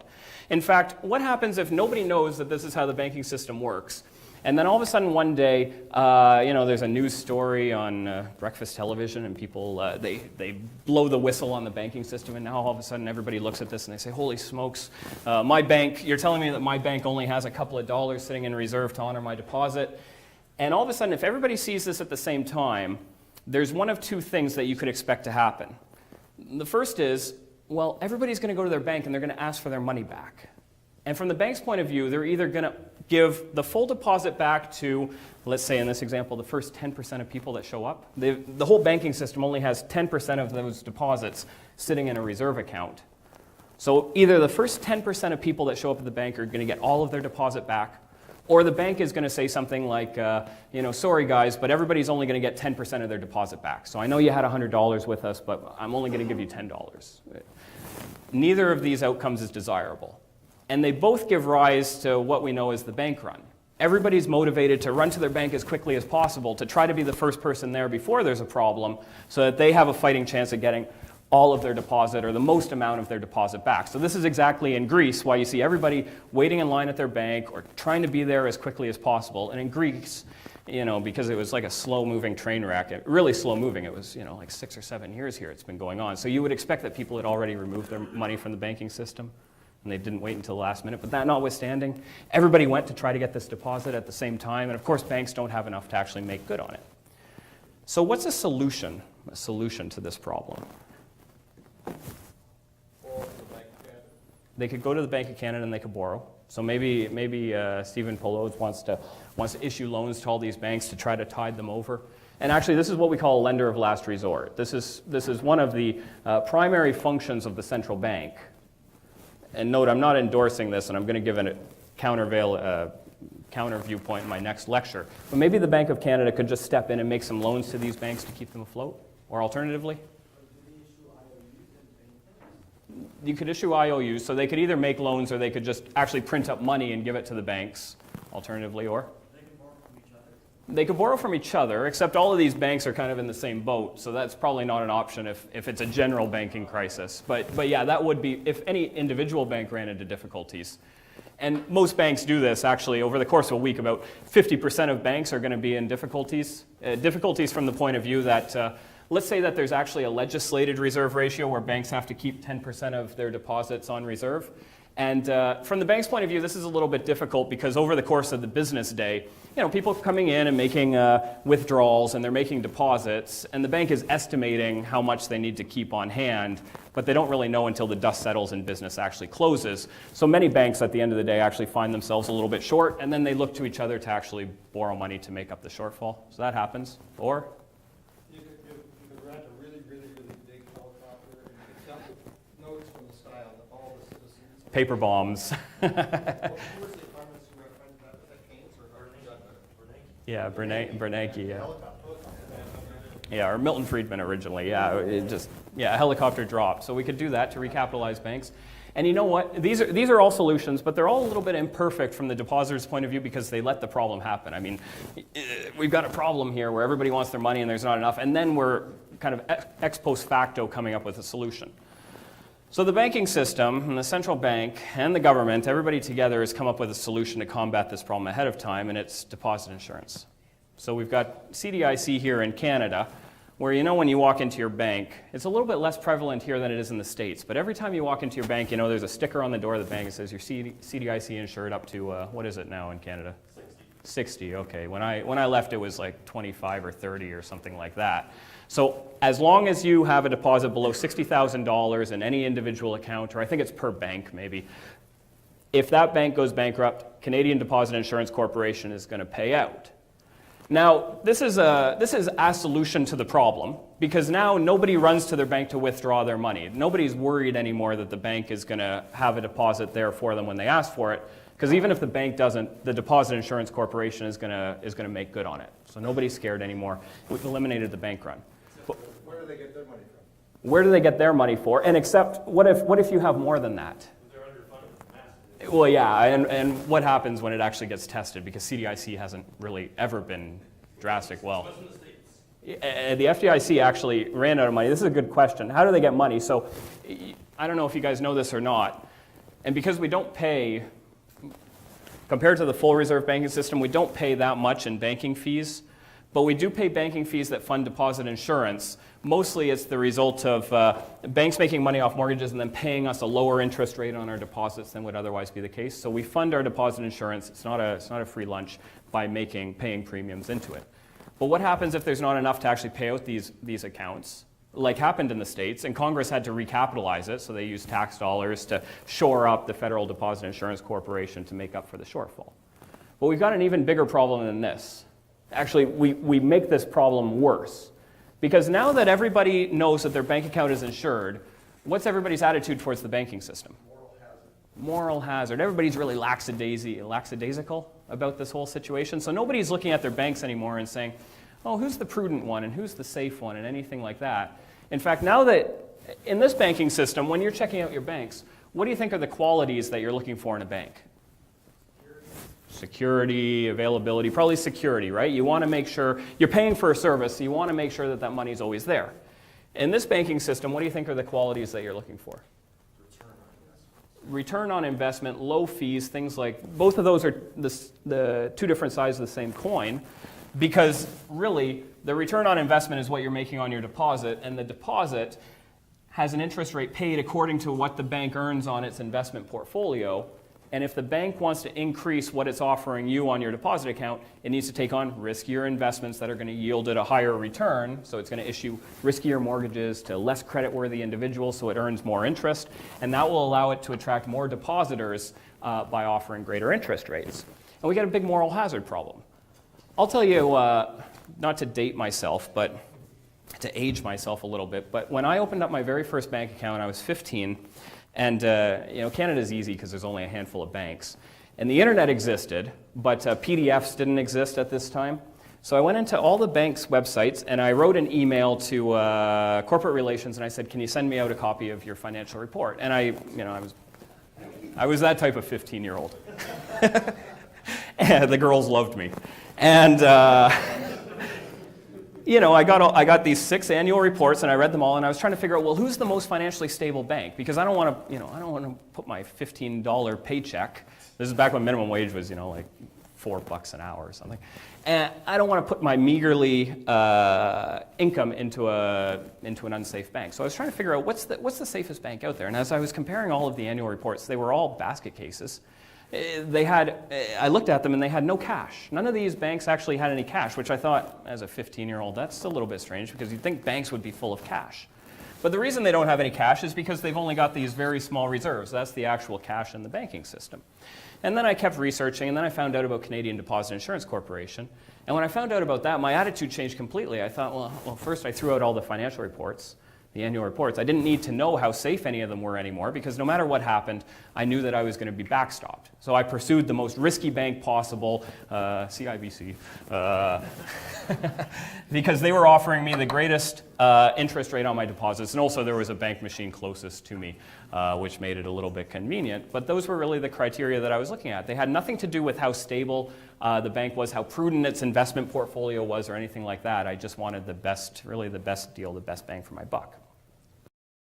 Now, of course, if everybody behaves this way, and everybody does behave this way once they find out the problem, what happens to the stability of the banking system? It goes down. As soon as everybody realizes it doesn't matter what type of quality of mortgages the bank makes or how prudent their investments are, everybody goes for the least safe bank possible because that minimizes the cost of their deposit account or even increases the rate of return that they're going to earn on their deposits. So as a whole, you get a destabilized banking system because of deposit insurance, and deposit insurance is created to combat a destabilized banking system. So it's like this vicious circle, right, where you have something that's in place to solve a problem, but it actually makes the problem even worse. That's the moral hazard of the financial industry. Now I want to stop with, I've got a couple minutes left, but I just want to talk about 5 problems with banks. I started the lecture by saying, banks are a little bit strange because they're unique in several ways. I want to go over the three biggest problems of banks and explain why it is that fractional reserve banking system actually creates the problem. The first question you might ask yourself is, why are banks so big? Like in the economy, every country of the world, if you were to look at it and try to establish what the biggest companies are, they're all banks, every single country. America's obviously got the biggest one because it's the biggest country. Canadian banks are far bigger if you were to take them as a percentage of the economy or on a per-person basis or anything like that. Small European countries like Belgium, as a prime example, have absolutely massive banks relative to the size of the people, or Switzerland has massive banks. No other company is universally as large as banks, right? Car companies are pretty big.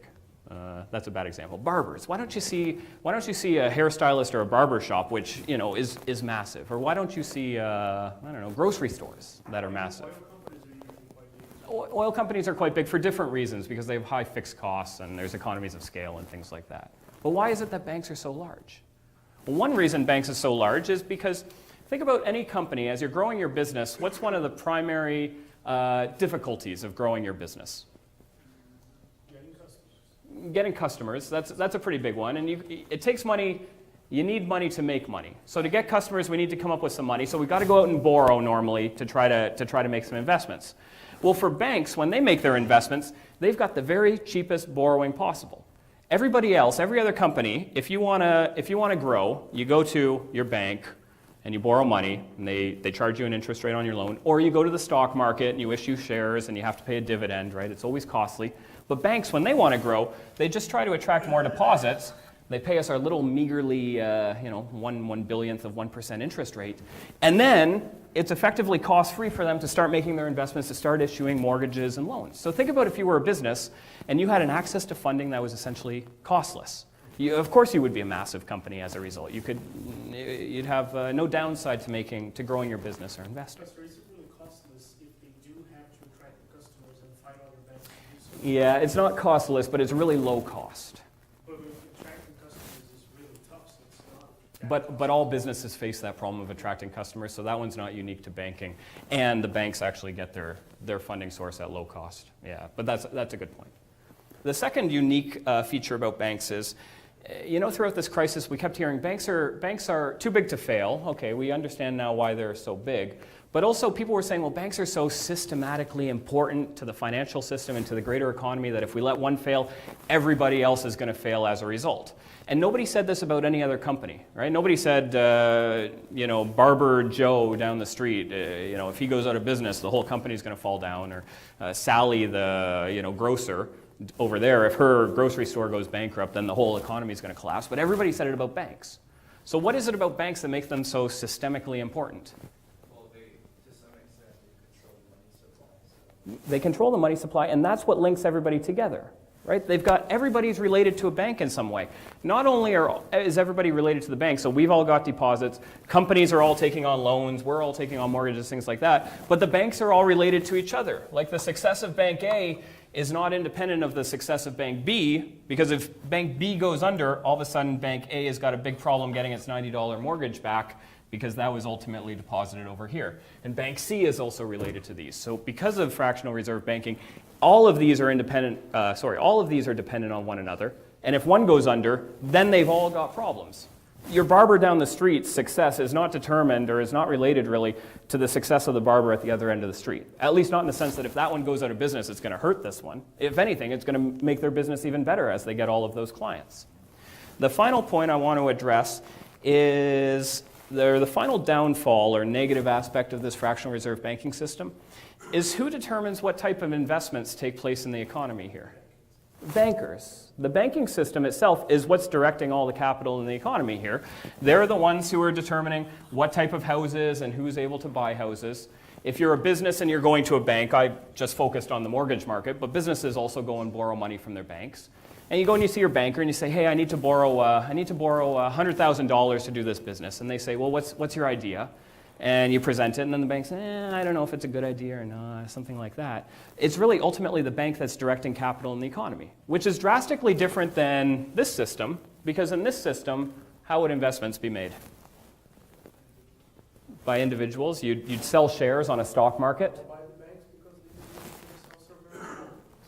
Or, in that way, if you went and sold bonds, so you could issue bonds if you're a company, and then people would loan you money in that way, but they wouldn't necessarily be banks. Or you could go on the stock market, float yourself, and sell shares, in which case, again, individuals would be lending you their money, or investing in you, rather.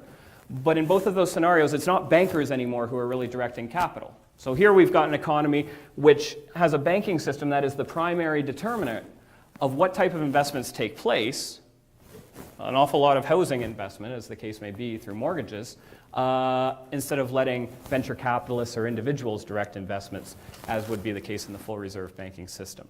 And tomorrow, actually, I'm going to address that. I've got a second part to this lecture where I'll look at the alternative to this situation, and we'll talk about implications for the economy. So I'll end it there before I go over time by too much. Thank you.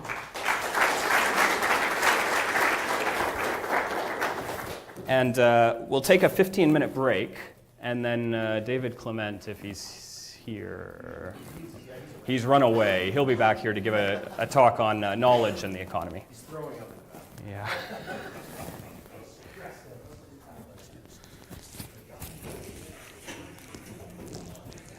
There we go. Yeah, thanks. Would you describe the banking system as a fascist system since it's collusion between government and banks? Well, but remember that.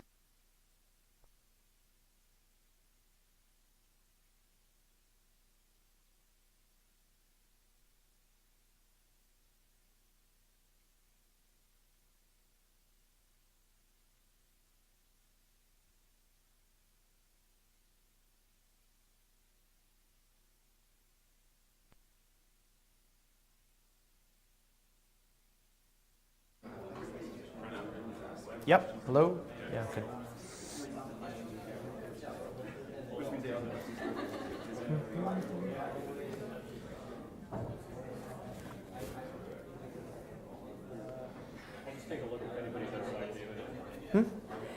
Yeah, okay.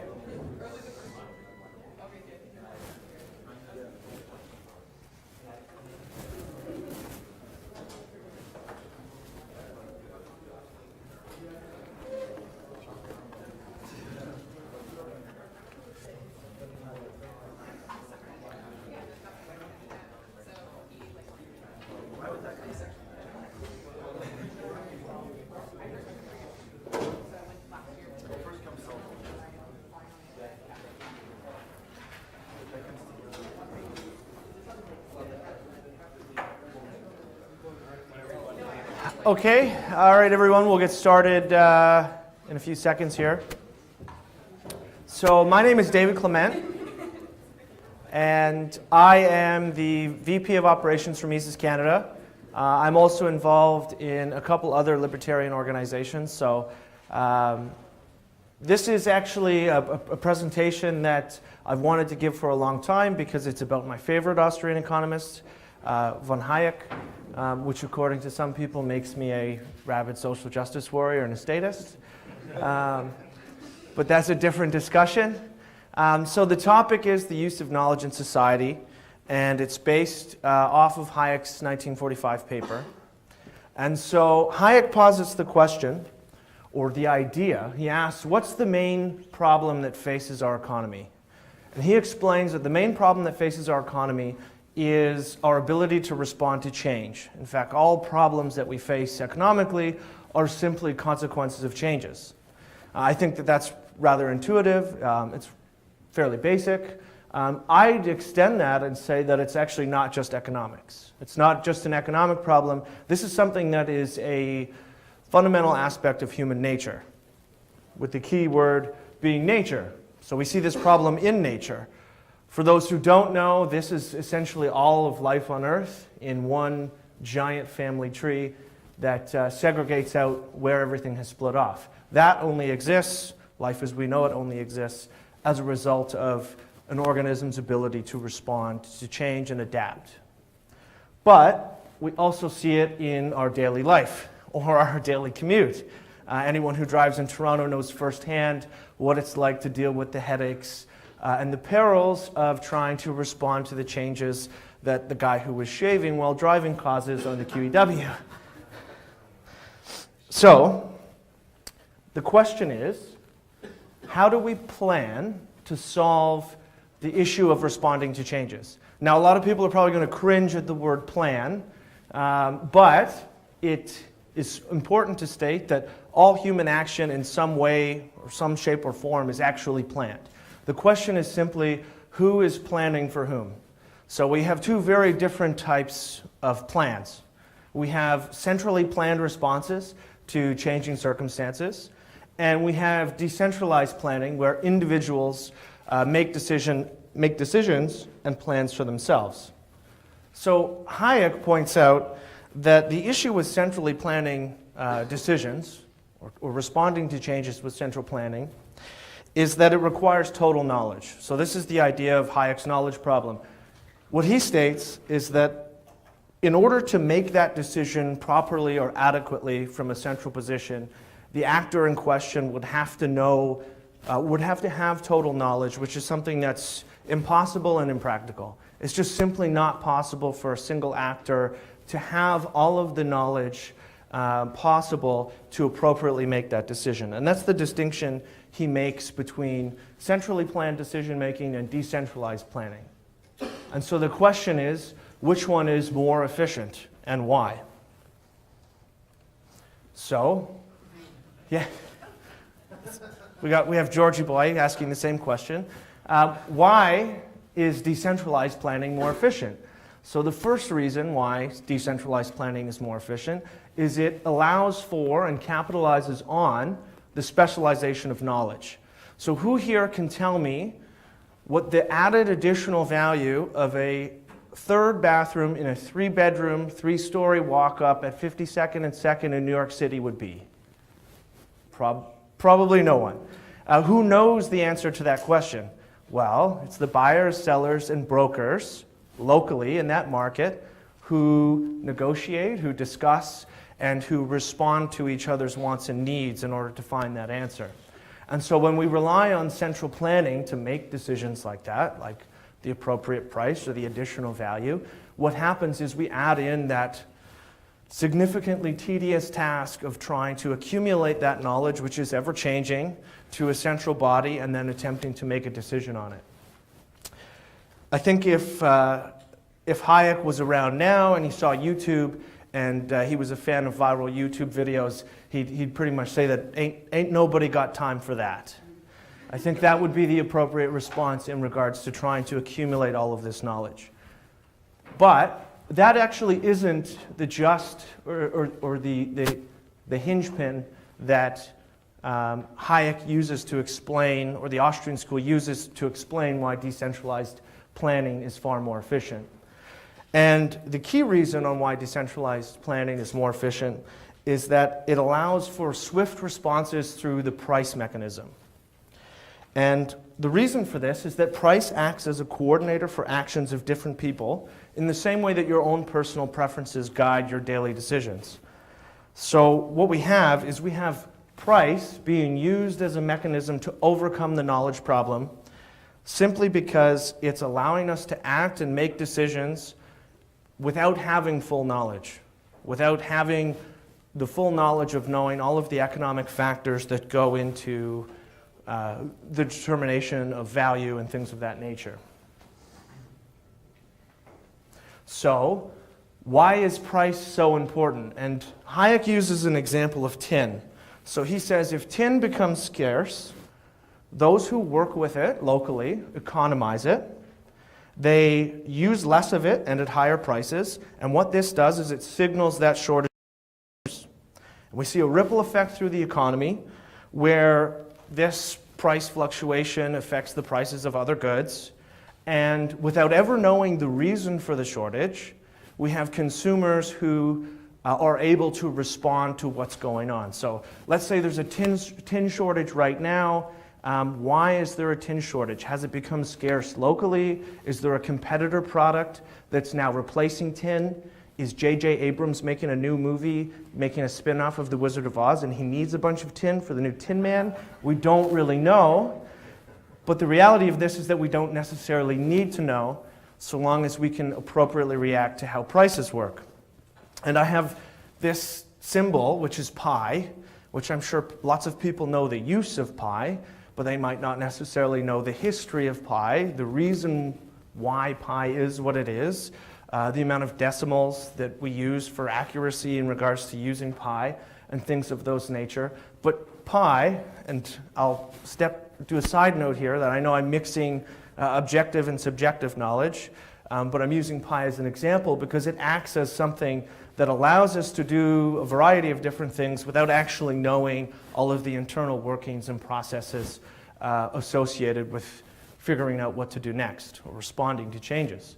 And so in some way, price operates much like a constant or mathematical constant in that it allows us to make those decisions.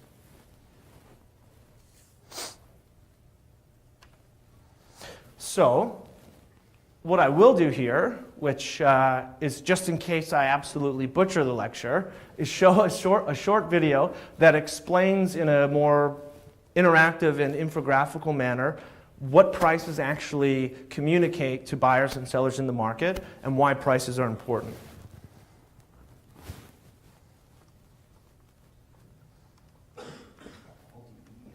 Yeah.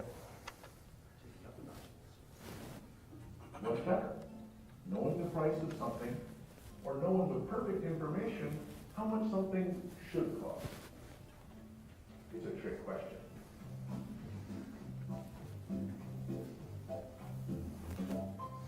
Suppose there are two farmers, Al Truis and Mocha Ashton. Each of them has 500 acres of land that could grow either corn or soybeans. Suppose I ask what their plans are. Both of them text back, I don't know.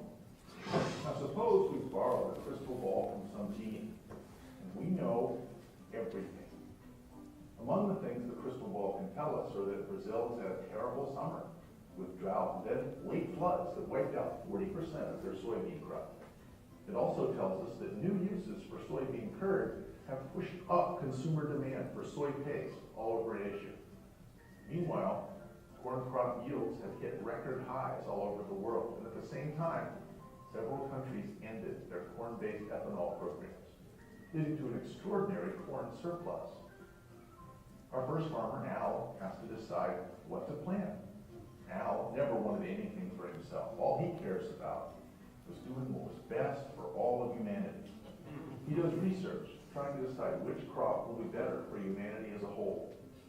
But it's hard for Al to determine what information is most relevant. because he doesn't trust price information, and the knowledge that he needs is too dispersed, too specific, and too hard to learn. Now, Al knows a lot, but still not enough. He's stuck at I don't know. So he makes a guess, plants corn. Al's put a tremendous amount of time and resources into his research instead of focusing on what he's good at, running a farm. As a result, he doesn't get much corn planted, has a hard time selling the corn he does produce. He has to sell for very little, and he ends up bankrupt. Let's look at Mo's experience. Since he cares only about profits, he focuses on prices. In early February, the price of corn futures falls sharply. But soy futures indicate that prices for soy delivered in August should be excellent. Why did this happen? Mo has no idea, and he couldn't possibly care less. Mo sells a large soy futures contract to lock in the high price and plant soy on every square inch of land that he owns. It's a selfish bet, one that'll make Mo a lot of money. Instead of trying to be an expert in all the disparate subjects he'd need to master, to have perfect information about the marketplace, he just focused time and resources on running his farm. And the only other information he used was prices. So he produced a lot of soybeans and did well for himself. Which of the two did the right thing, the better thing for society? What would the genie with the crystal ball have told us? The genie would have looked at the glut of corn and the shortage of soy that made it so valuable and told us what people need is more soy. But of course, there's no such thing as genies in the real world. Information is too dispersed, too complicated to solve the IDK problem through research. There's just too much to know. Fortunately, farmers don't need a crystal ball because prices do exactly what we were hoping that the genie would do.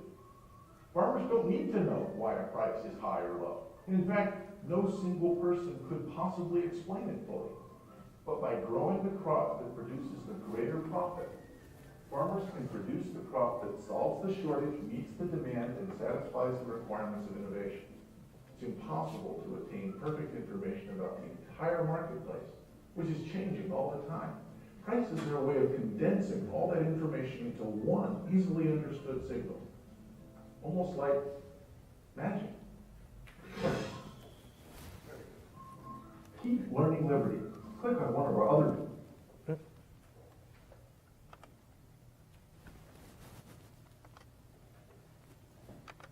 Okay, so that explains in a more flashy manner than myself how prices work. Now, it should be noted that when we're talking about prices, we do have to asterisk that with there are plenty of ways that government, without nationalizing or centrally planning things, distorts prices. So price is a signal, and the way Professor Munger was explaining it is obviously in an ideal world or in a system where prices are free. But even in regulated markets, we do still see price acting as this transfer of knowledge. And so where do we see these knowledge problems in real life?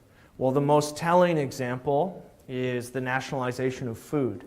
And so you see images of Soviet bread lines, people literally lining up for hours just to get a loaf of bread because the Soviet Union thought it was a good idea to nationalize the production of food and do their best to allocate resources effectively. They essentially eliminated the price mechanism. Obviously, we know in the Ukraine, in the Soviet Union, in China with the Great Leap Forward, what happens there is you see mass famine, you see millions of people perish, all as a result of eliminating the price mechanism and failing to recognize that decentralized planning is far superior. We also see this in foreign aid. Foreign aid is essentially the nationalization of charity. So you have countries like Haiti, which are basically NGO hubs where everyone works in the NGO sector. You either work in the government or you work for an NGO.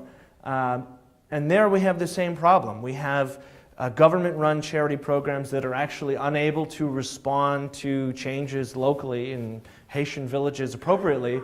And what that does is it pumps a whole lot of money in without getting a lot done. And the third, which is more relevant, now these are not limited examples. Obviously, there's infinite examples of where knowledge problems are falsely attempted to be solved by centrally planning. My favorite one right now is Venezuela. I was the research assistant on a forthcoming book about how Venezuela's nationalization of land and food has caused extreme shortages, things like toilet paper, beer. Most recently, they ran out of cat food. We're seeing when government centrally plans an aspect of the economy, it almost immediately, like clockwork, falls apart. And so all of these disasters are perfect examples of how central planning and policymakers fail to embrace decentralization, and trying to centrally plan the economy ultimately turns to failure. Now, it should be noted that that book that is forthcoming is a non-Austrian's perspective on why nationalizing food or nationalizing land is ineffective. And so from a non-Austrian's perspective, it's always great to get academic work that supports what we argue for without necessarily being tied to the Austrian School of Economics or being a libertarian or things of that nature. So if you're interested in that at all, please let me know and I can talk to you about it and let you know where you can get it when it comes out and things like that. So, in closing, or in completing the idea of the knowledge problem in prices, I have in front of you a pencil. So a lot of the lectures so far today have referenced pencils as the example of how complex systems that are decentralized can come together to create wonderful things. And we don't necessarily appreciate a pencil, however, the process in which it comes together is pretty remarkable. And so, to close off, I want to show a very brief explanation of what actually goes into creating a pencil. Now, I do have to note that the commentator in the video actually gets it wrong in attributing the idea to Milton Friedman. It was actually originally written by Leonard Read, who is an Austrian economist. Milton Friedman is considered the person who popularized it. And depending on who you talk to here, Milton Friedman is either somewhat good or completely evil. So I will show this, and then I will close off, and we can go to questions about Hayek and the knowledge problem. Look at this lead pencil. There's not a single person in the world who can make this pencil. Remarkable statement? No. About 30 years ago, noted economist Milton Friedman released this extraordinary video, simply and elegantly illustrating the phenomenon of the free market. All he needed was a pencil. What would be Friedman's 99th birthday? We're taking another look at that simple tool.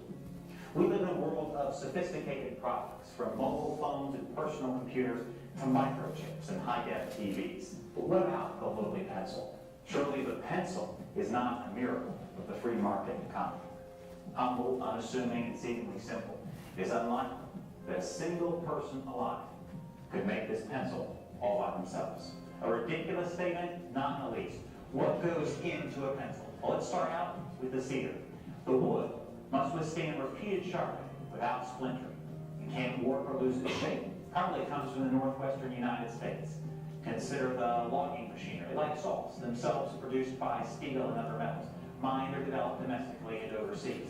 Trucks assembled at factories in the United States or abroad, utilizing billions of dollars of factory equipment and professional know-how. Highly skilled loggers themselves using countless products from clothes to coffee, which involve equally complex supply chains. Then take a look at graphite. Once it was mined from South America, and today it is more commonly produced at a factory to achieve the desired density. Graphite is typically mixed with clay for consistency and color, and then brass, which comes from copper and zinc, requires professional labor to extract its constituent metals from the earth.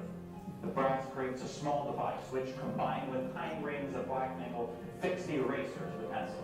Then, of course, there's the eraser itself. It looks like rubber and is produced by mixing a particular seed oil from the Pacific with sulfur chloride. Rubber is then mixed with various accelerating agents like pumice from Europe to bind the eraser together.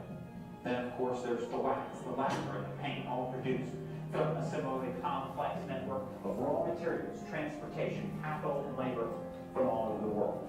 millions of dollars of factory machinery managed by a professional labor force will then ensure that the pencil is cut, glued, and shaped, sanded, varnished, cleaned, and coated.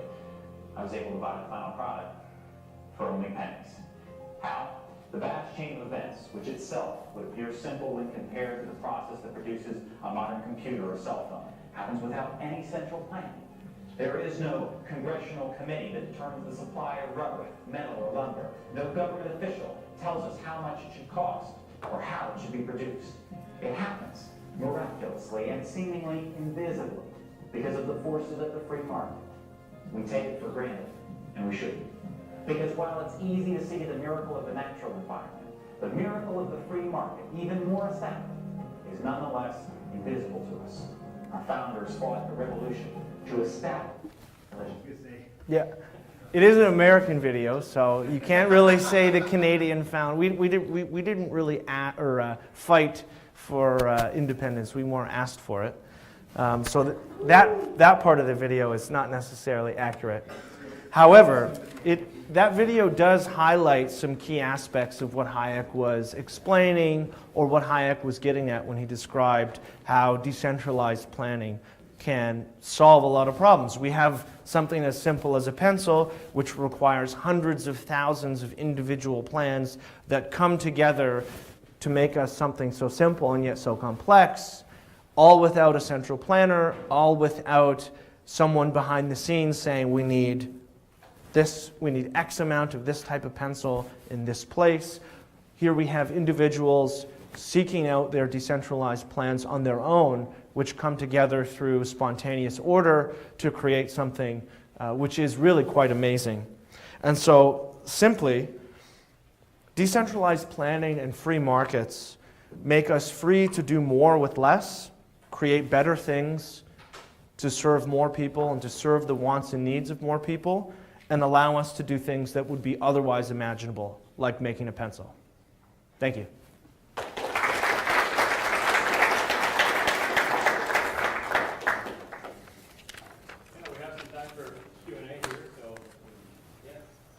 I just wanted to ask how the government kind of twists the price system, so, subsidies, taxation in general. Yeah, and I think that's the important point of my presentation, is that this is more an argument or an example of why centralization and nationalization are bad policies.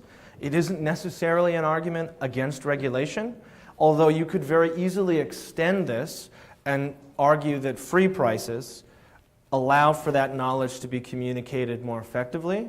And so the ways in which government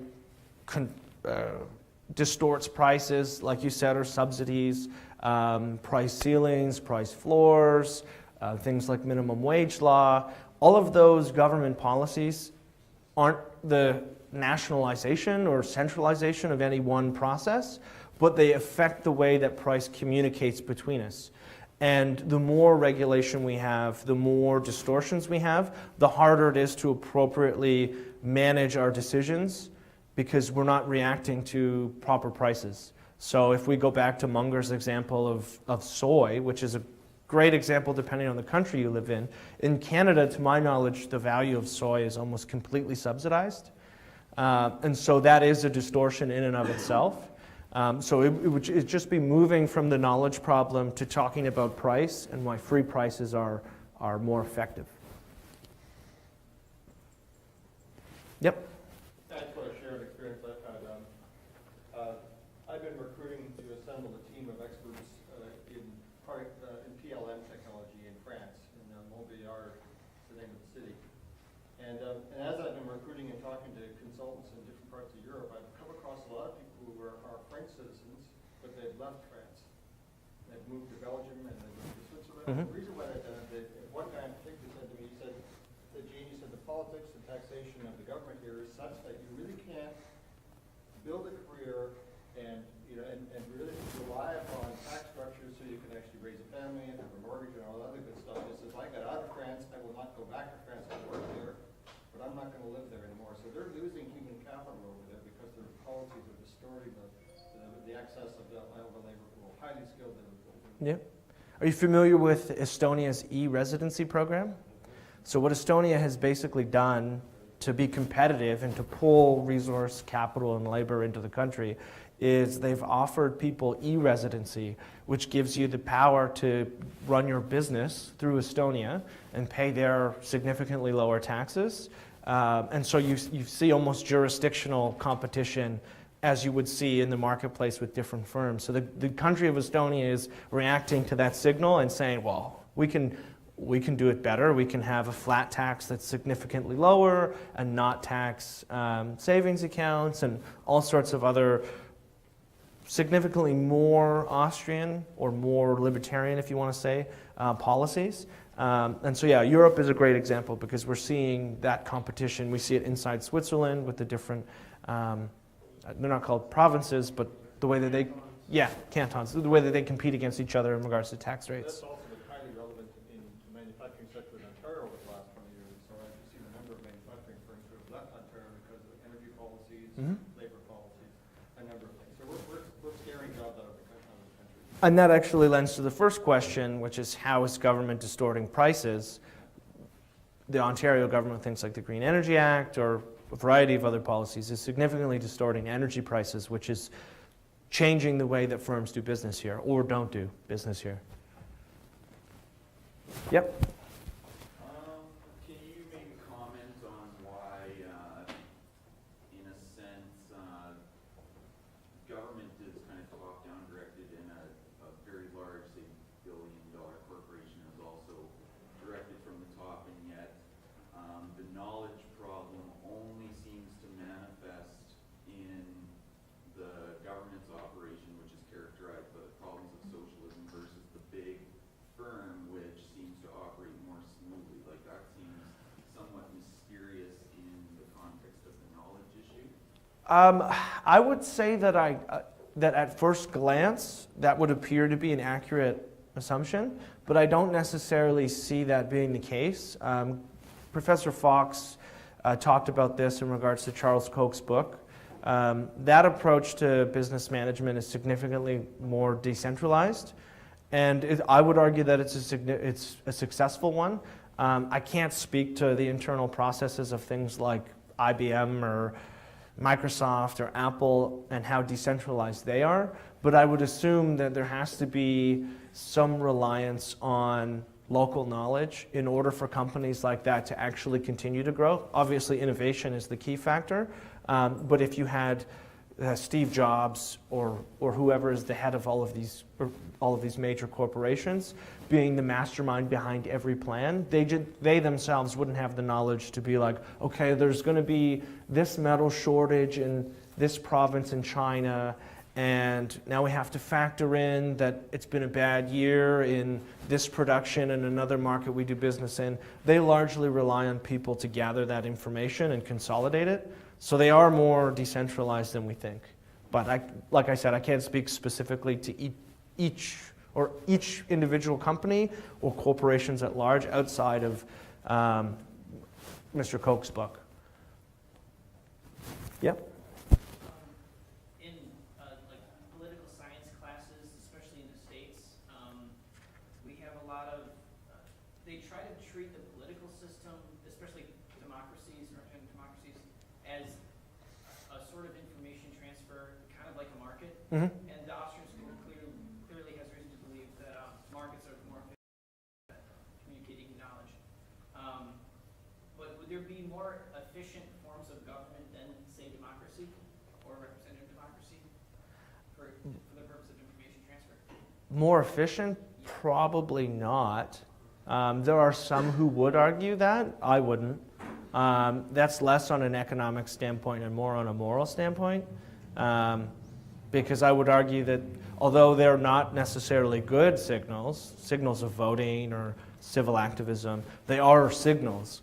And so I'd much rather have a democracy where you have that option or that signal as opposed to a monarchy or a theocracy or some form of dictatorship. So I would say that it's obviously not ideal, but it's certainly the best that we have. Yep. Earlier you commented on the subsidization of soy. Yep. Now, would you consider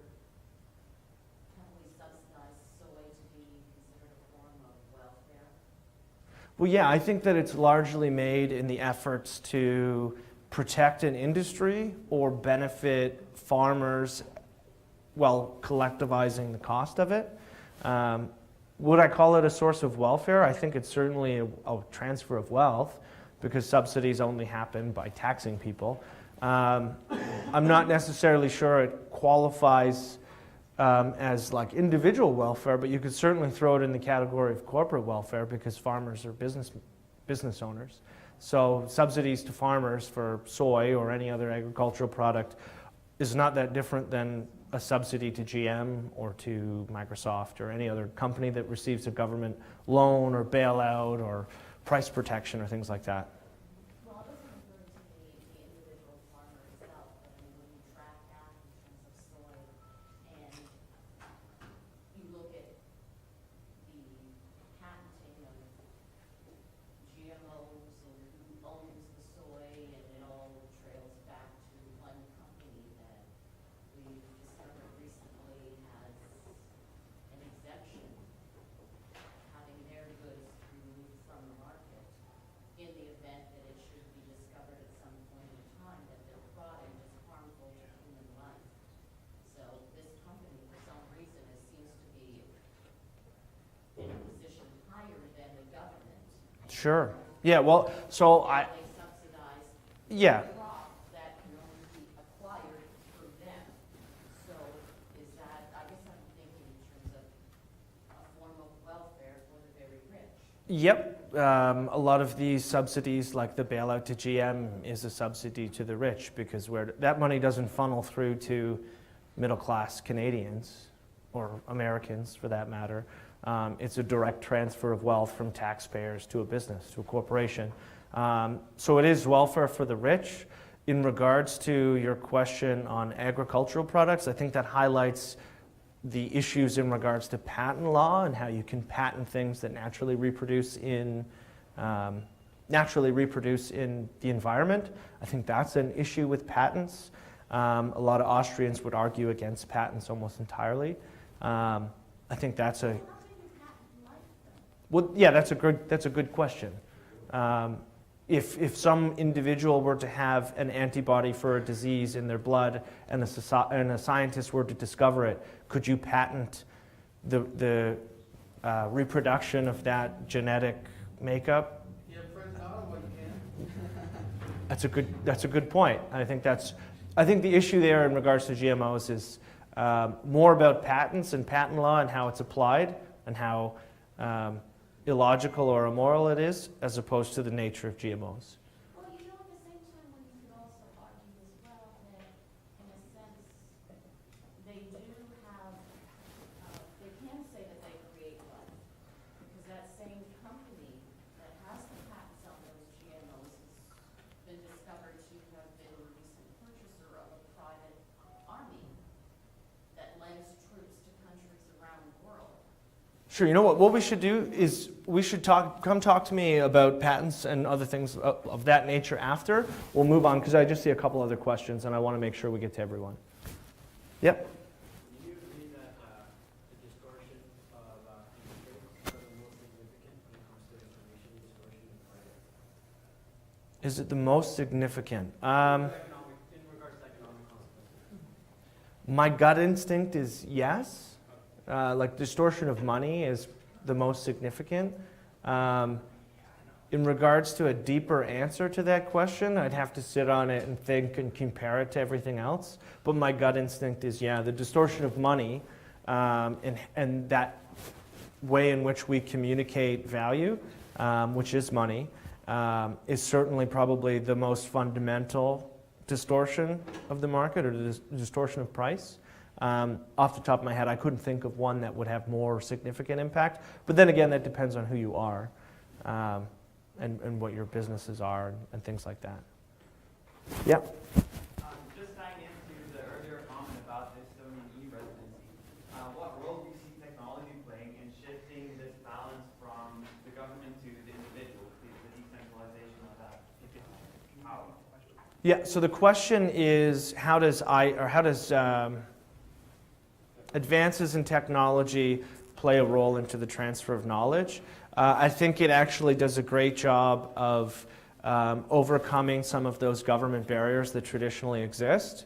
And that is on the collectivization side, so going around things that are nationalized, but it also is on the prohibitive side. You look at something like the Silk Road, which existed entirely to work outside of the government's prohibition of illicit substances. So I think it plays a huge role in allowing people to actually communicate the real value of products. I use the Silk Road because it's a particularly innovative one, where it'd be very difficult, or the price of something like cannabis is entirely distorted by it being prohibited. And then you have people on the Silk Road using Bitcoin and using Tor to sidestep government regulation and actually have that conversation peacefully. So what would have otherwise been possibly a violent conversation that involves protection and guns and threats and broken kneecaps and the mafia is now two people at two different computers saying, hey, this is what I have, that's what I want, we both agree on a price, let's do this. And so yeah, I think IT, or like advances in technology, are certainly going to enhance our ability to communicate knowledge, especially knowledge through prices. Yep. So what do you think of the process then, that the individual is empowered and allowed to step away from the overlord role of government by virtue of things like Bitcoin, transfer money internationally, residences in Estonia, etc.? Sorry, what's the... Where do you think that's going? I think it's just going to continue to progress forward in a way in which it will make government obsolete. Not entirely, but government control over things obsolete. Look at Uber and the taxi cartel. As much as the taxis here in Toronto hate Uber, I get death threats when I tweet about Uber from taxi companies in Toronto. Pictures of car accidents saying this is going to be your Uber tonight, things like that. So as much as they want to scare and fearmonger consumers out of the market, they're really just the milkman or the typewriter mechanic trying to white knuckle their way into the future. And it's just a matter of time before they go away. And new technology like Airbnb, if we look at the largest hotel company in the world doesn't own a single hotel, Airbnb. The largest taxi company in the world doesn't own a single taxi, Uber. We're seeing technology significantly change the market at the benefit of consumers. It's the only reason why they're successful. And I think we're going to continue to see that. And these old, outdated models are just going to go away. They're going to go away rather aggressively, but they're going to go away. So then Bitcoin, the future of Bitcoin, where it was actually pressured out of the banking system, and now it's trying to struggle to find ways to regenerate itself. I mean, in terms of international banking. For me, Bitcoin isn't necessarily that Bitcoin itself will be successful, but more the idea of Bitcoin forward is where our society is going. I'm less interested in whether or not Bitcoin succeeds. I'm more interested to see where that technology continues to go and offer people outlets in which they are getting away from fiat currency and things like that. Yep. You talked about Uber and on a personal basis, I love these kind of services. I love how technology democratizes all these kind of things. And, but the thing is, I see a conflict between, well, you have Uber and you have this cartel or somewhat monopolistic or oligopolistic system of taxi services that are already existing. But then that's still a manifestation of free market price signals and the development of this industry is still a result of free market economies, and they're conflicting with another free market development, Uber. So how do you see this conflict playing out? So the false assumption, and this isn't a fault of your own, the false assumption there is that the taxi industry has emerged as a result of being innovative and providing consumers with value, when in reality the taxi cartel only exists because they're a cartel, because the city levies a huge tax I have no idea. It's I think it's over $100,000 here in Toronto on that taxi medallion or that license. So it isn't. It's a government-protected monopoly going against a truly innovative product, as opposed to two firms competing in a free market. It's the emergence of a product that is operating outside, for the most part, of the realms of government regulation on who can drive a taxi versus their protected monopoly. So it isn't free market, like free market product versus free market product. It's free-ish market product responding to lousy government protected market. Yep. Well, I guess a follow-up to that would be, well, sure, maybe a taxi company was a free market company somewhere at some point, right? Yep. So at some point, they believed that it was worthwhile seeking behavior, right, with the government, and establish that kind of cartel. Mm-hmm. So how do you see, like going forward, how do you see changing the structure from the government's perspective so that we're not supporting rent-seeking behavior, right? Because then you won't have like a constant system where you have, like maybe Uber will become so dominant that they engage in rent-seeking behavior, right, and so on. Yeah, like if Uber were to lobby for legislation that legislated them to be the only ride-sharing program, that would be an example of what you're talking about. How do we overcome that? Public choice economics would say that we can't, but I would be optimistic in saying so long as there are profits to be made, there's someone willing to innovate to get around whatever exists. So if a company like Uber were to try to seek favoritism, there'd be someone waiting in the wings to create a competitor, an alternative, and to push that limit in the same way that alternatives to the Silk Road have already come up, which are bigger than what the US government shut down. So I think our reliance should be on continuing to promote innovation in the marketplace as a response to rent seeking, because to some extent, there's a counselor in Scarborough, I can't pronounce his last name, but he took just under $10,000 worth of donations from the taxi cartel and then issued a press release to Pan Am tourists saying, don't get in an Uber, it's against the law, you could get a $20,000 fine. Completely untrue, but there you have that rent-seeking behavior. That's going to happen. It's unfortunate, and those people deserve to be shamed and called out and ridiculed and all sorts of other non-coercive forms of debate or discussion. Those things are going to happen, but I'm fairly confident that as long as we allow people to innovate, they're going to continue to push the limit and get past those things. Actually, I'm just going to cut it off there so we have lots of time for lunch. So yep, that's fine.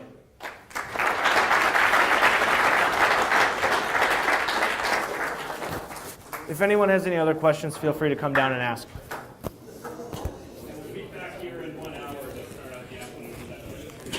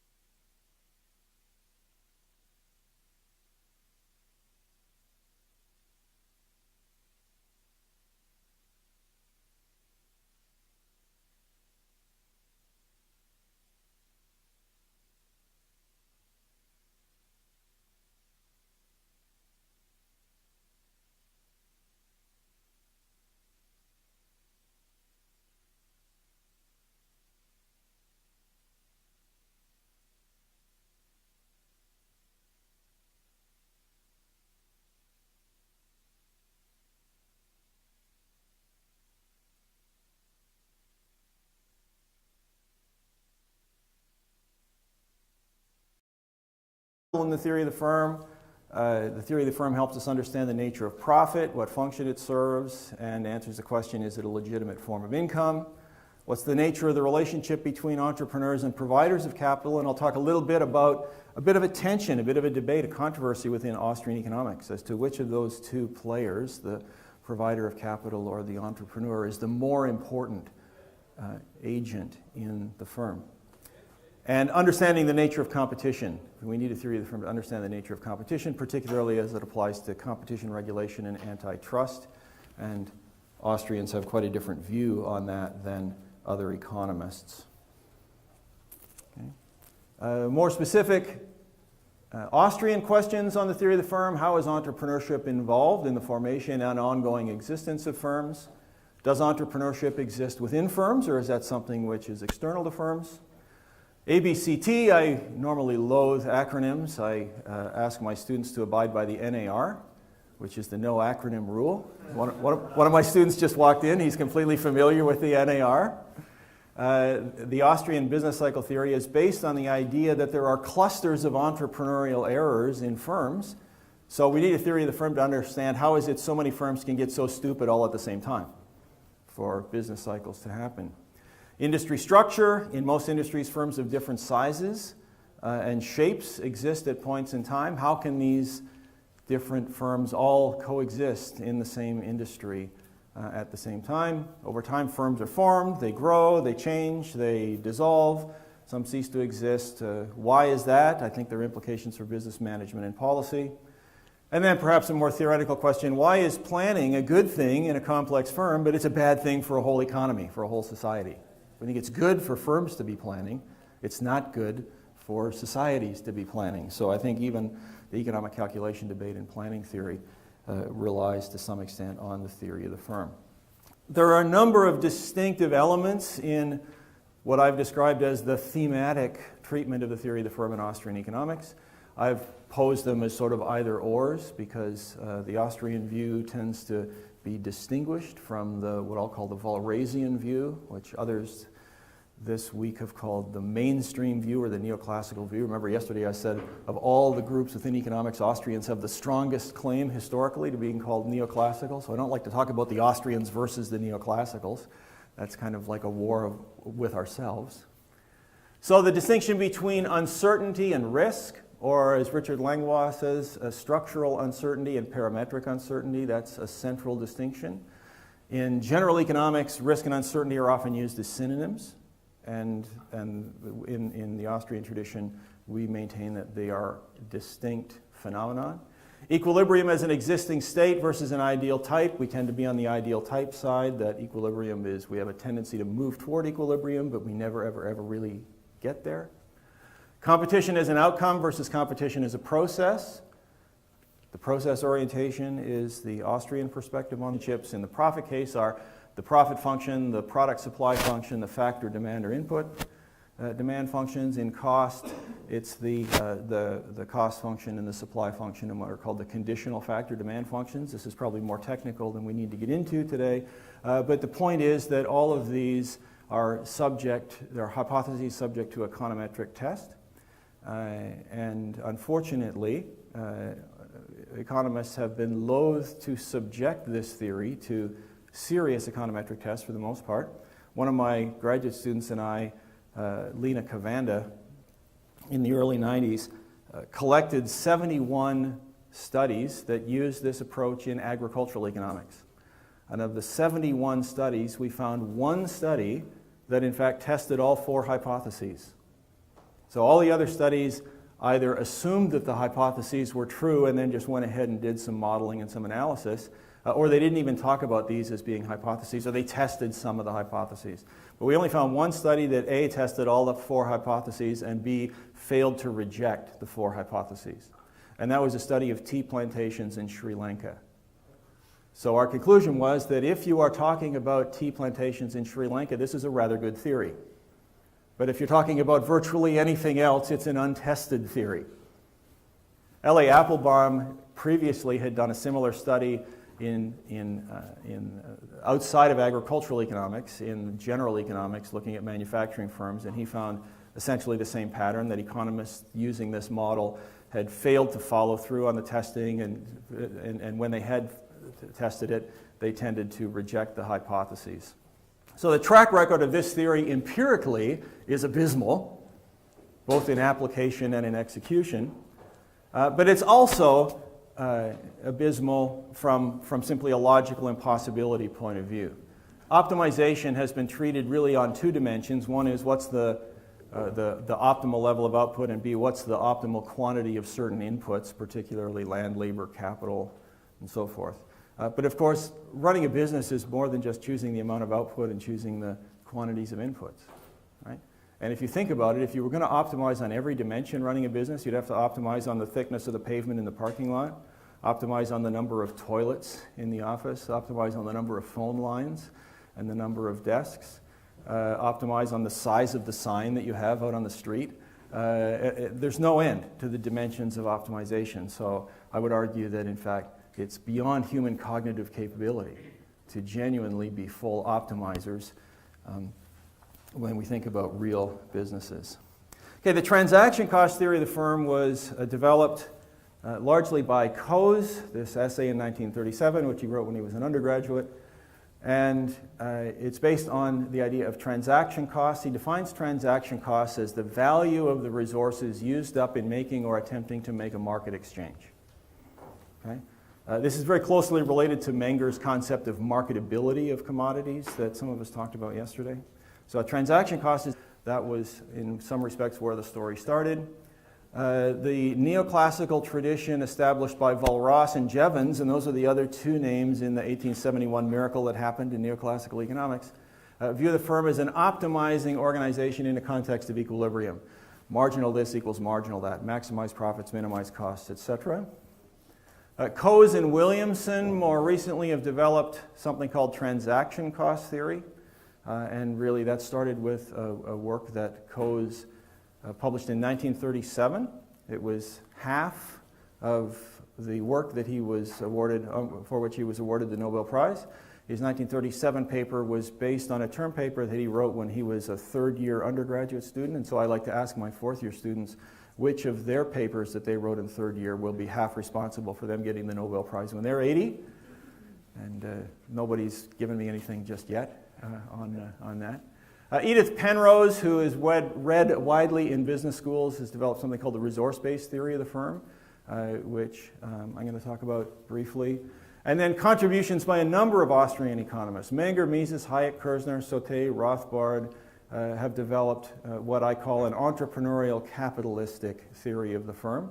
And Charles Koch, in a recent book, The Science of Success, and Alexander Havard in another book called Virtuous Leadership, draw on some of these ideas. Koch in particular recognizes and acknowledges his intellectual debt to Mises and Hayek in his 2007 book, The Science of Success.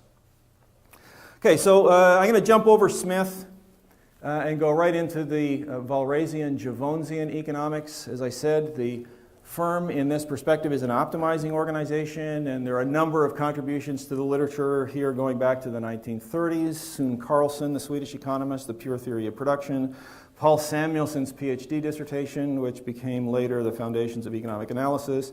Charles Ferguson's Neoclassical Theory of Production, and then Fuss and McFadden's Production Economics book in the 1970s, representing increasingly levels of mathematization of these ideas, although it's been pretty mathematical really right from the beginning. The idea in all of this literature is that firms are optimizers. They either maximize profits subject to, so the firm is set up or characterized as a maximization organization, maximize profits subject to a production function, or minimize costs subject to a production function.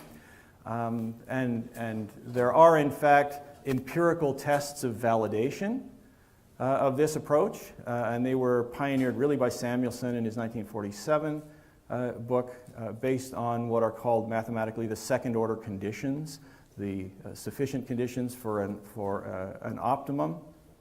And depending on whether economists are dealing with the profit maximization problem or the cost minimization problem, they're somewhat different, but there are basically four statistical hypotheses to test about the relationships that come out of the maximization problem. And the relation. Here we go, guys. Good morning, everybody.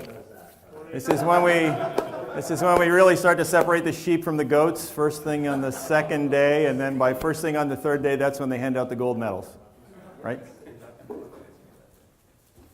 So in my presentation today, I want to talk about the theory of the firm, production theory.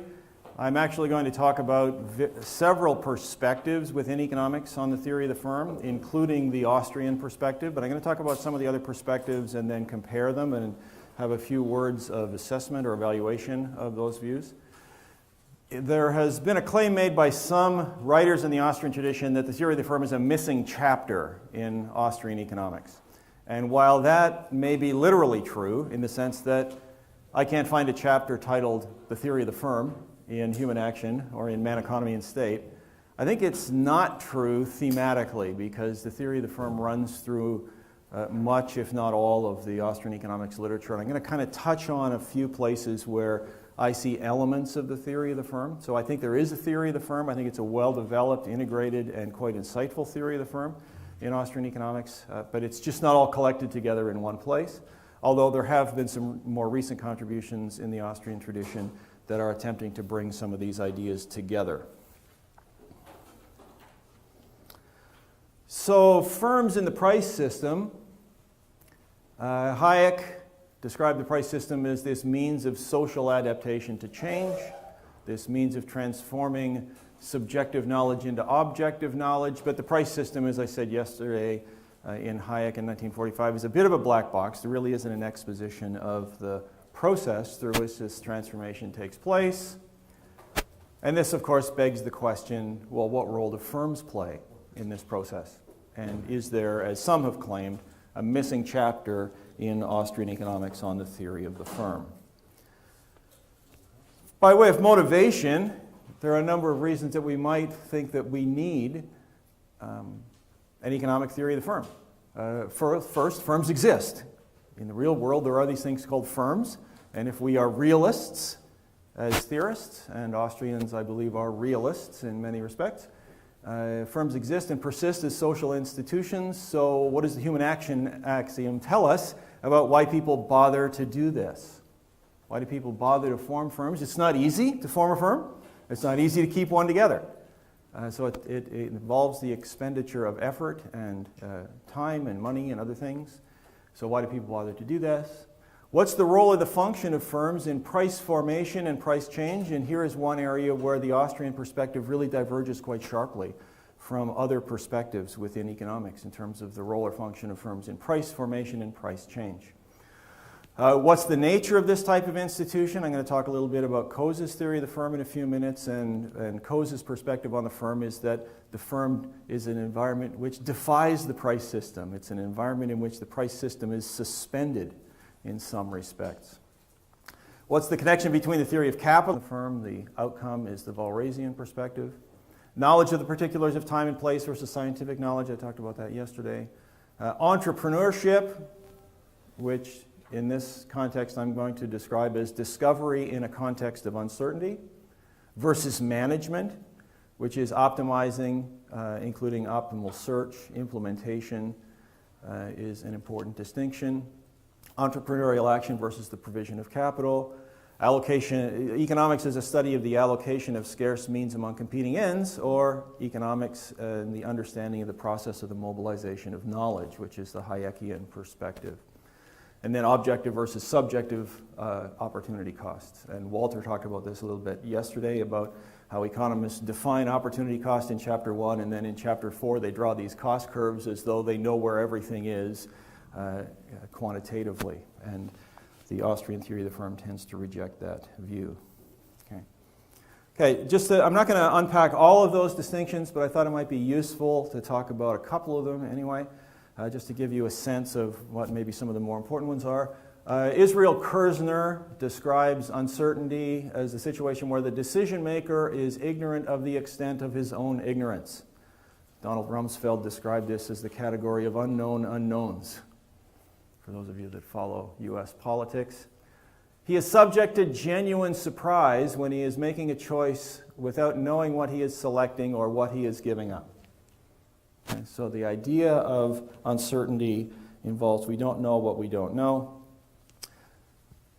Perhaps psychologically, the resolution of uncertainty, when the uncertainty is resolved, when we get to the point of knowing what we didn't know, Our responses might be surprise. Gee, I never would have expected that.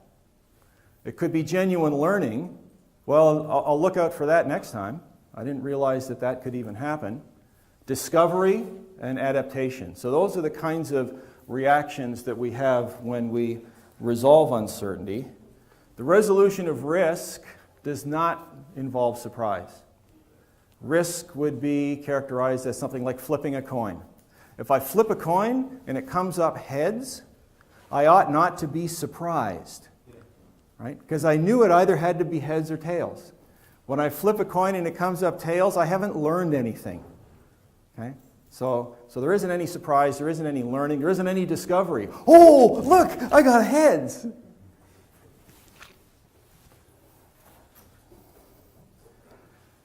Okay, so alternative conceptualizations of the firm. This is a bit of a survey piece. I want to go through a number of the leading conceptualizations of the firm and compare and contrast a little bit, but mostly argue that the alternative conceptualizations of the firm within economics are deficient in important respects. Adam Smith started off The Wealth of Nations with this discussion of the pin factory and the specialization in the division of labor, so that's his characterization of the firm. I'm not going to talk too much about that today, but historically